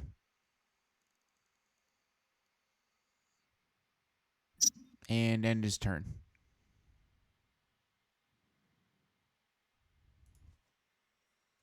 Okay. Let's see.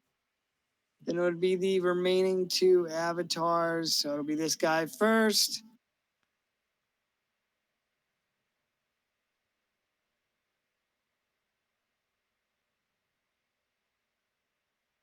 Let's see. I think he is going to move down here. And he will attack Torque with his tentacles. He says, I hope you like stuff from Japan. That scared me. 17 hits. Okay.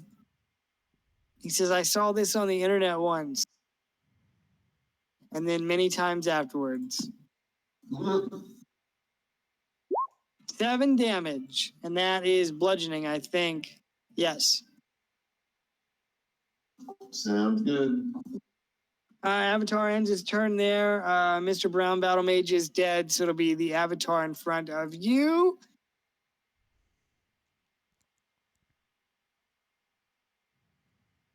Yo. This creature is going to lean down and whisper madness into your ears. Make a wisdom saving throw, Rudo. Gladly.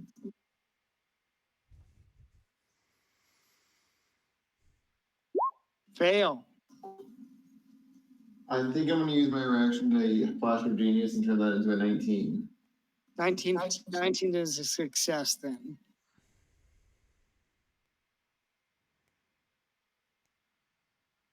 Well, that is a bummer. All right, so he whispers madness, and you manage to resist the call of oblivion.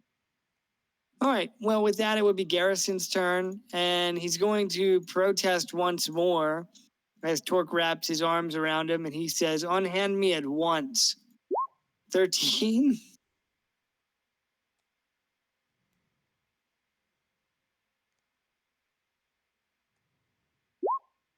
Wow. All right. He succeeds.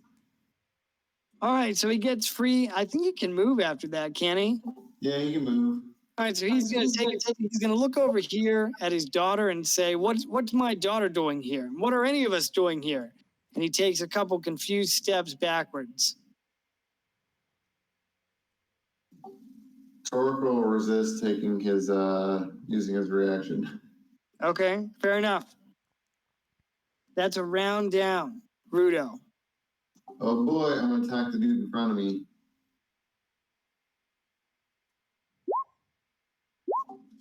Oh, it's 13, 17. 17 hits. Let me fucking use inspiration on the first one, see if I can turn it into a hit. I have 2. All right. Yep, 2 hits. So I'm Probably going to gonna have hurt 1 use of inspiration and 2 hits. 22 total. You're gonna put him down. How do you want to do it? I just want to do the old double slash.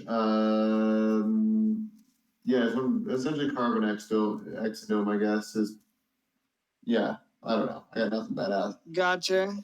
And then I will run through him and head over here, I suppose.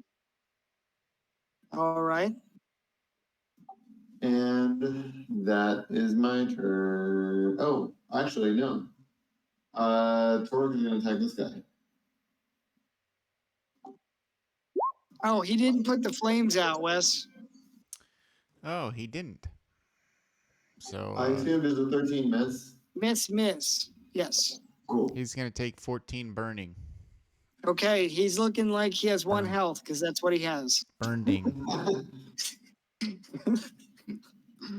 Ugh.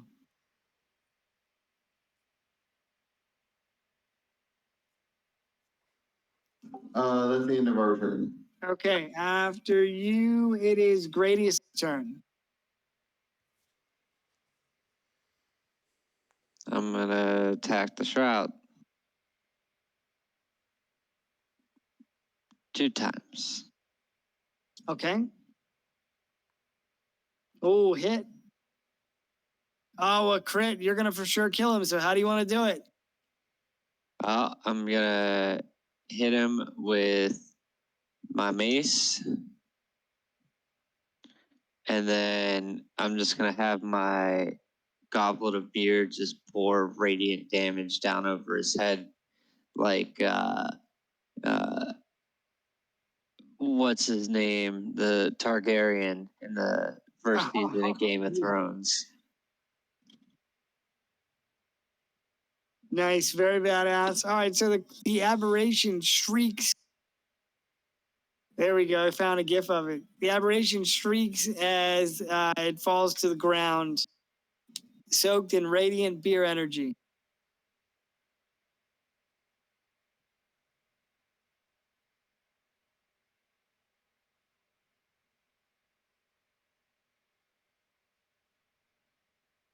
Okay. All right. So only Garrison Mournhold stands on the field of battle. He seems confused about his surroundings and what do you wish to do? Kill him or just kidding. Can I make an insight check? Yes. What do I have for insight? Oh boy. Not much. Oh, 19. That is an excellent roll. Okay. What are you trying to discern? If he's actually not hostile? Yeah, and just his general, yeah. Is he acting or is he genuinely confused and afraid or whatever? He seems genuinely confused and afraid about what's going on. You noticed earlier that whenever he was facing you and trying to attack you, that he had a crown wreathed in flame and black iron that has dissipated from his forehead. Oh, yeah.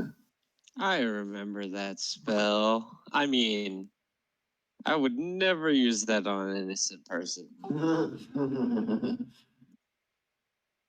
Yeah, so if you met her, you know that he was under the crown of madness. Nice. Or alternatively, the create thrall spell.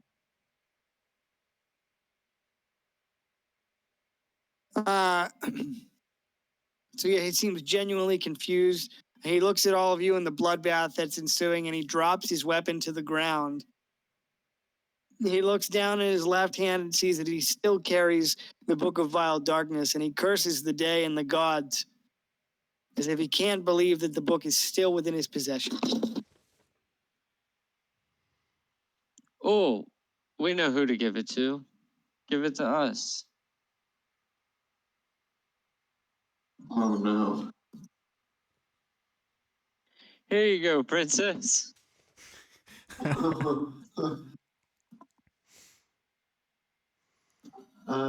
Also, Rue's gonna go back and cut off the Galador's hands.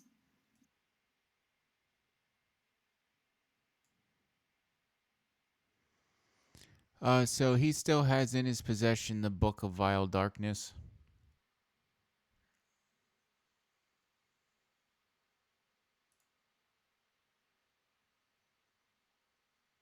Yeah, but he clearly doesn't want it anymore. Okay. I would recommend some type of magical seal to carry it. Yeah. Is he still cursed by it?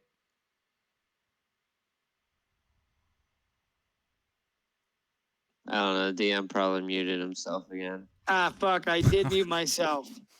That was the only time this whole session. He is still carrying it, and he's had the book.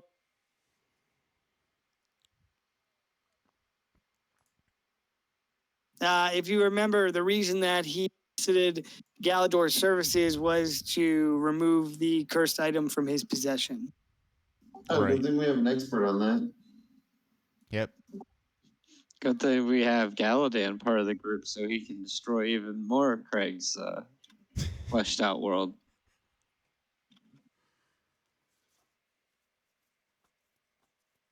If you want to loot Galador, here's what he has. Yep.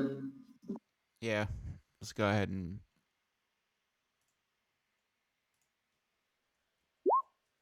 Oh, he's got one scroll. Damn. Wes, the road He going didn't in need is any good. scrolls because, you know, he already knew all the spells. Sure, but I mean that doesn't mean that he wouldn't have scrolls on his position, on his position. My goodness. Roll a D100, lads. Roll a D. All of us or just one of us? Just one of you.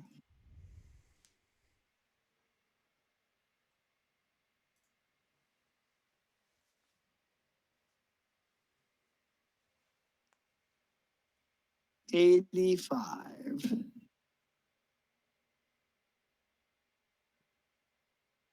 Okay, holy shit, it's a scroll of Phantasmal Killer at level 5. What is that Oh, cool. spell? I think There you Wes go, probably Ryan. knows. It's you conjure basically a phantasmal like illusion to go around, and you can use them as like an assassin. It's like that thing that the red priestess or whatever in Game of Thrones to Yep. kill, Yeah. you know, the other brother, Renly Yeah, Baratheon. yeah. Yep. Nice, dude. Yeah, that's a pretty good haul as well. The rod of tentacles is here.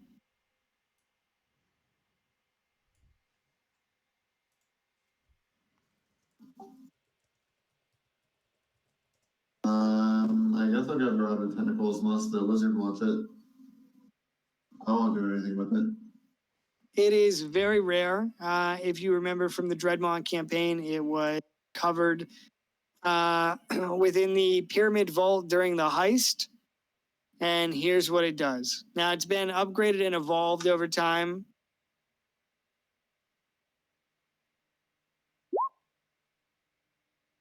It requires attunement. How to get everyone in your DM campaign to click on hentai porn. Yeah, that would be great, wouldn't it? The Rod of Tentacles.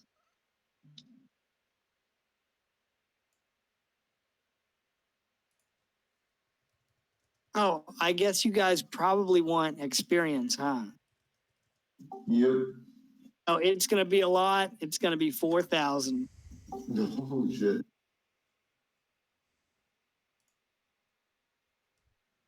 Rudo and Savik, you guys are a little ahead on experience, so I don't know where that puts you, how close it puts you to level 9. I'm at 43K, so I'm still 5K short. Okay, cool.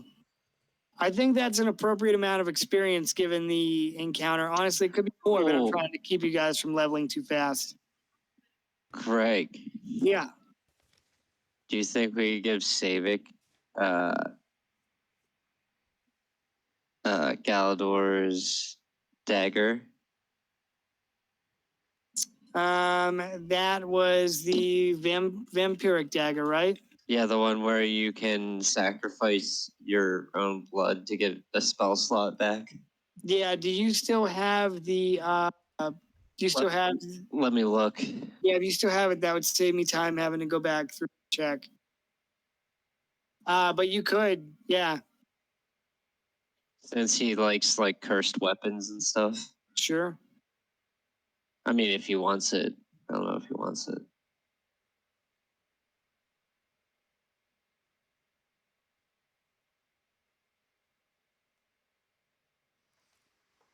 Well, if you find that, you can just send it later, and we can add it.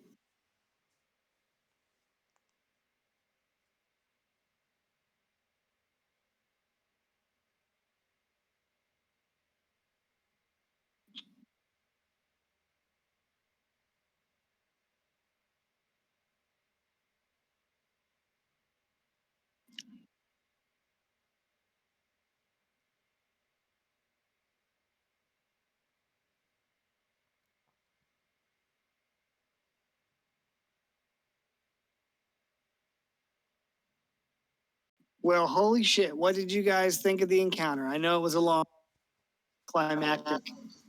That's fun. It was pretty Cool. intense. I mean, yeah. Thank you. Rudo, I was glad you were here. This kind of resolves part of your backstory at least. Yep. That was fun. And you got That the was killing fun. blow. Yeah, so that was pretty perfect. and it was a crit. Yeah, I know. couldn't have asked for it to be any better than that. Right. Oh my god, as I'm scrolling back through my DMs, I found when you sent me. Oh man. It just worked perfectly based off of what we did today. I gotta say, when I lost like almost all my health in the first 2 turns, I was like, holy shit. This is where I die. I'm gonna start making my next character now. Yeah, dude, when you ran up there, I was like, oh, that's not good, but Yeah, and I thought I'd be able to resist some of the spells, but Psychic's not one of the ones that I can activate my thing.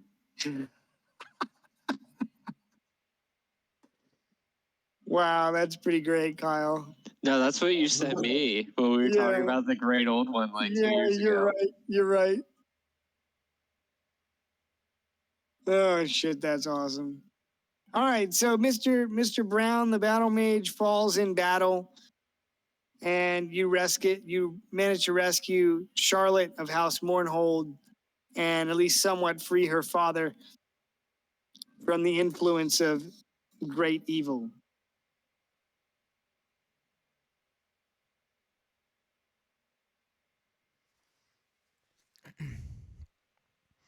Is there Uh, anything you guys want to do immediately for now? Because I'm gonna have to call it soon. Yeah, should we? I don't think we should let our guard down quite yet because I still think there's still probably baddies and shit all littered throughout the dungeon. Evil of it. I agree. Um, now if there's something that I want to do or resolve, like I'm cool with doing that over like Messenger and shit. Cool, man. Or just let me know on Friday or whatever. Yeah. Okay, so when we call it tonight, I'll be MIA for the next 2 weeks. So that'll give you guys some time to think about what else you want to do here or anything like that. Does anybody want to do anything with Galador's body? Yeah, I had a message about it. I cut off his hands and then let Torque pulverize them. What about the head? Yeah, I want to take that too. In case we need proof of any sort of whatever, and yeah.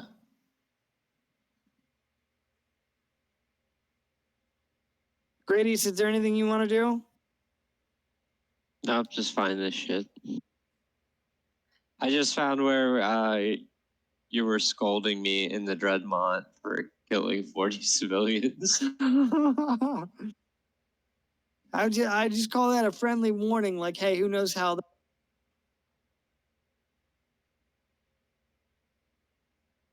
Kyle excellent use of the channel divinity. That was a game changer. Yeah, that was huge. What? Oh, your channel divinity was a game changer. Yeah, that's why you choose life Dominion cleric. Yee. Grady, so you're over here and you see moving Galador's head, and you hear the cry of a raven. I figured as much.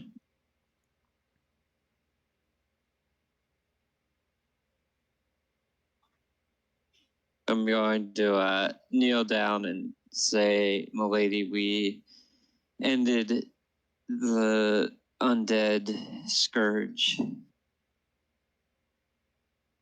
The raven flaps its wings and flies across the chamber, landing on the pew behind you.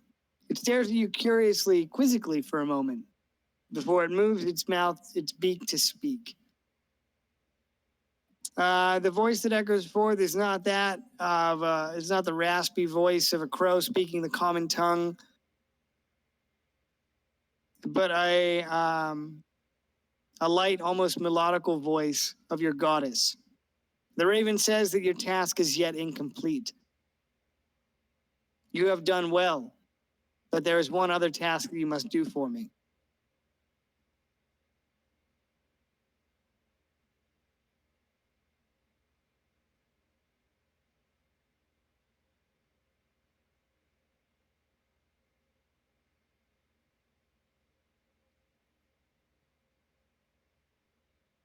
So I'm now known as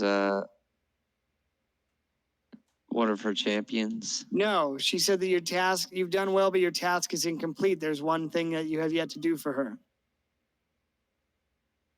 Oh, so we need to kill more shit. You could do that, yes, but the raven nods its head over towards Galador's headless corpse.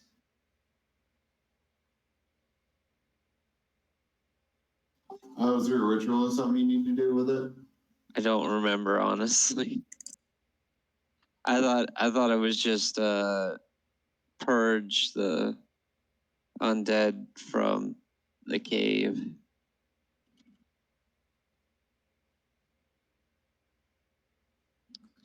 The raven nods at Galador's headless corpse and says, "The Raven Queen commands you to harvest his memories." Ooh. Man, I feel like I would remember that. At the end of your dream sequence, the Raven, before it departed, gave you a set of coins that are cold to the touch. Yeah, I do remember that part, but I'm saying I feel like something that specific I would have remembered you saying, but You don't remember were, whenever you identified the coins, you were made aware that they, let me look. The coins, when placed on the eyes of a fallen, the Raven's gift, a pair of ancient copper coins that are always cold to the touch. Placing the coins on the corpse's eyes brings the memory of that creature directly to the Raven Queen's attention. Okay, I'm gonna ask Rudo if I could borrow the head for a second. Yep. I'll Just toss it over here like a I'll pass it over. volleyball. Yeah. Speaking of which, have I reminded you lately of our commitment to beach volleyball? That's amazing. I can work beach volleyball in. I was gonna have it be part of the tournament, but the tournament was already like 8 to 10 sessions. Like, so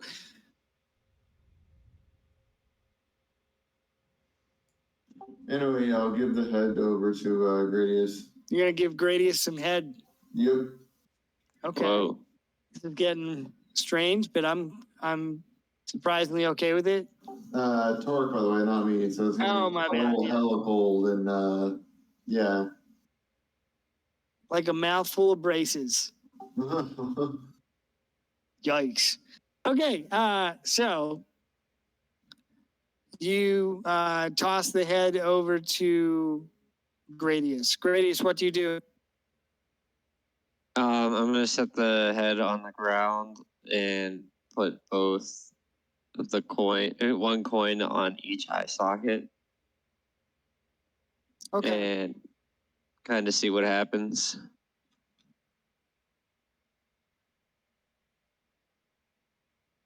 Give me one sec.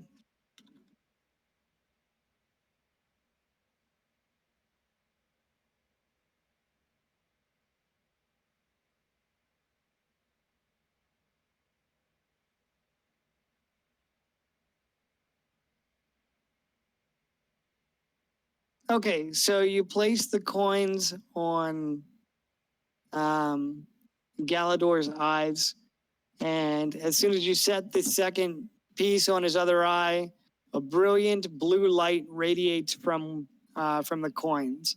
The air around you and around Galador's severed head crackles with energy, and the memories of Galador of Ralston flood through your own mind, Gradius, and by extension, directly to the Raven Queen in her fortress in the Shadowfell. When you look back towards the Raven, instead of a raven, you see a different sort. Hold on, I want to make sure I have this. You see a different sort of humanoid standing before you. She appears almost elvish, though her face is concealed by a dark mask. She has long black hair and wears armor that appears to almost be raven-like. She looks like this. She is visible to only you, and as she absorbs the memories of Galador of Ralston, she nods at you with approval and tells you to kneel once more. I'm gonna kneel down.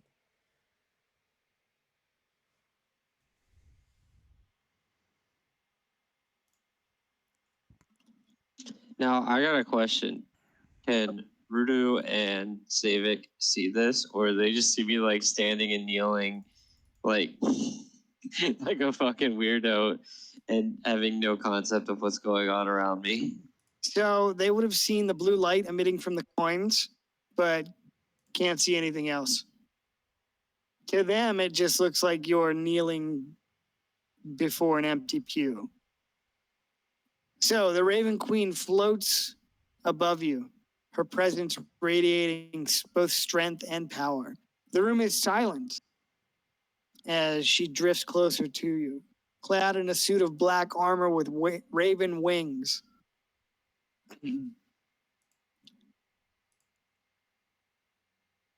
She floats to the ground in front of you and rests her hands lightly upon your shoulders. Her voice echoes through your mind as she speaks. My faithful champion, you have done well and served honorably in my name. I name you my Raven Knight. You shall be the protector and defender of my ideals, and you will forever be loyal to the cause of justice, seeking out all who profane themselves with the stench of undeath. You will slaughter them in my name. All who stand against us shall fear your name, and through me I shall give you great power. Those who remain loyal to your mission will be rewarded. Go forth, continue to rid this world of the scourge of undeath, and show them the might of the Raven Queen. She materializes a shield out of thin air, marked with her symbol. She hands it to you as you're kneeling before her.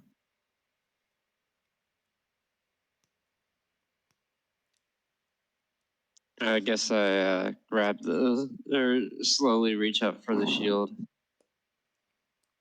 You take the shield and she says, may this shield guard you against any that would seek to harm you. She then produces a black helmet, black as the deepest stars of space. May this helm protect you and signify you as my champion, the Raven Knight. To be a Raven Knight is to stand tall and proud. You will be a symbol of strength and courage in the face of great wickedness and evil. Look for my call, champion. I will have need of you soon. Do you take the helm? Yeah. Let me see if I can get a picture of it here.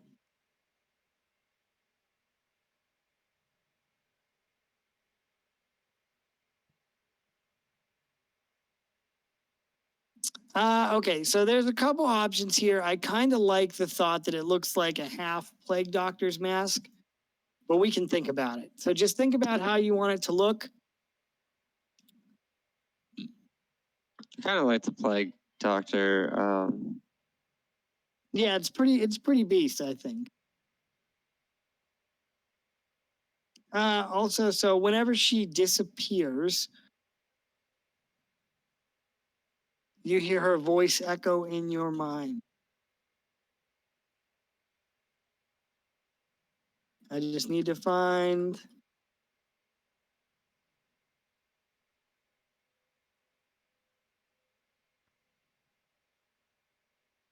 your quest reward. Here we go.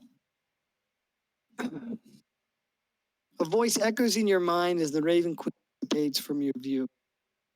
And as you affix this new helmet upon your head. She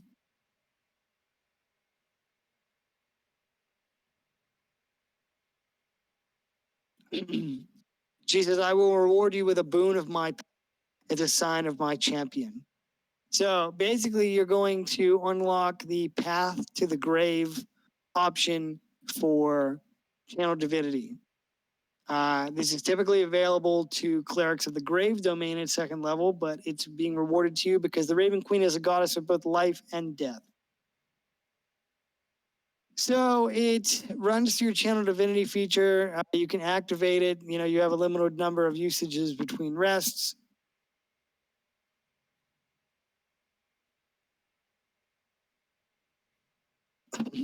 Okay. So Maybe no max. I was gonna say, can you send that to me? yeah, I'm gonna send it to you right now.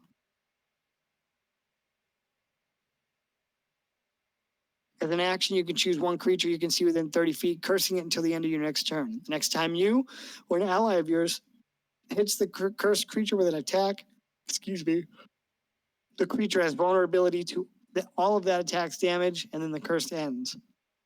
Vulnerability means that the cursed creature takes twice as much damage from a damage source. In this case, it would double the damage from an attack, likely either from a weapon or a spell attack. If the creature or object has vulnerability to the damage type, damage of that type is doubled against it. Vulnerability applies once. The curse ends if you or an ally successfully attack the creature or at the end of your next turn, whichever happens first. And that's just like a neat little bonus for completing a quest. As far as the shield, I will get you the stats later, only because it's getting kind of late. But I'll send that to you before I leave for vacation.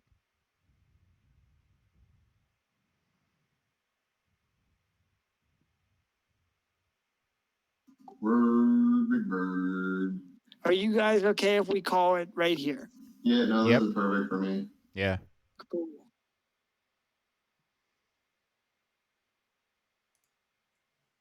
One sec. Wes, I just said the vampire dagger Okay. in the Discord if you want that. That was another weapon that Galador had on him from that campaign. Basically, you cut yourself and you get a 4th level spell Oh. slot back Wow. once Okay. per day. Which, as a spellcaster, can be pretty helpful, especially when we end up in a situation that we didn't think we were going to end up in, and you Yeah. like don't have any spell slots back, Yep. or you know what I mean, out of spell slots. Yep. All right, gents. Well, final verdict, it was a good time. Yee. Yeah. Cool, man.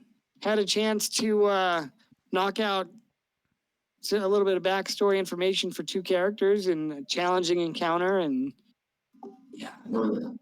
pretty I mean, pleased. I'm just gonna say,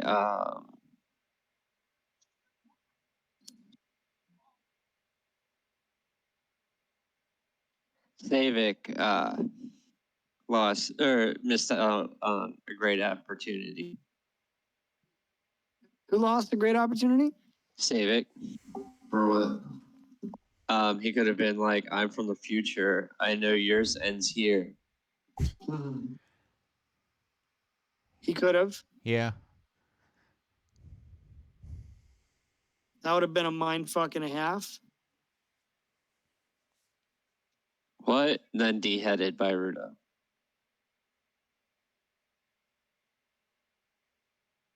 A head for a hand. Yeah, so I'm glad you guys enjoyed it. To do with regards to this encounter, let me know. But we'll pick it up here after probably in 3 weeks. So I did tell Dave he's going to have to DM next 2 weeks. So hopefully he has something that you guys can do. But yeah, we will Well, that's go. even if he can do anything. Because Well, he yeah, might be he's busy. busy. Yeah. But yeah, we'll call it here. And yeah, I mean, I had a good time. I was really looking forward to this encounter the most. And I'll be interested to pick it back up in a couple weeks. Yeah, enjoy your vacation, man. Have fun in Ireland. Oh, for sure. Yeah, we'll talk. I'll talk to you guys before then for sure. But thank you. Yeah, I'll drink plenty of beer for you. Perfect. I'm gonna try and plant my flag in Ireland, if you know what I'm saying. Yeah, Go for it. You're gonna try to whip that worm. Yeah. Yeah. Hey, don't forget. Burying that worm. Don't forget Yeah. to follow up with Heather about that, Darren. You got it, dude. I want to know. You know.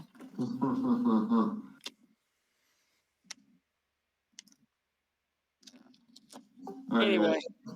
Have a Yeah. good Hey, one. thanks for coming, guys. I hope it was fun. I had a great time, and yeah. Glad you survived. I was a little unsure at first. Yep, I was mentally mad figuring out what I was gonna play next, so I'm glad I didn't have to make it happen. Yeah, me too, buddy. All right, dudes. Thank you. Yep, same man. Later, Catch y'all guys. later. See you guys. Wes, you coming over on Friday? Certainly am. Hell yeah. I'll be looking forward to chatting a little bit more about this. Yeah. I asked I sent a message in our one group chat. I asked Clowny what he was up to on Friday. Oh man, he should come down. We could I'll s- have dinner and stuff. Oh well, yeah. Let me know. All right. So, all right, Petey. I hope it was fun. I'm glad you didn't die. Yep. I'm glad I didn't die either. That would have sucked. Yeah, I think I gotta take Galador's loot back to the arcane vault and lock it up. I feel like it would be a pretty bad a missed opportunity to seal the book of vile darkness. To let that out and about and roam free still. Yeah, that this would be a great opportunity to potentially seal that away. Yep. You know, given that it is one of the most dangerous magical artifacts, and we certainly don't want to trust Galandan with that. So, That's because for sure. we all know what happened last time. Yeah. So, anyway, dude, I'm glad it was fun, and I look forward to chatting about it on Friday. All right, man. All right, Petey. Yep. Later on. See you.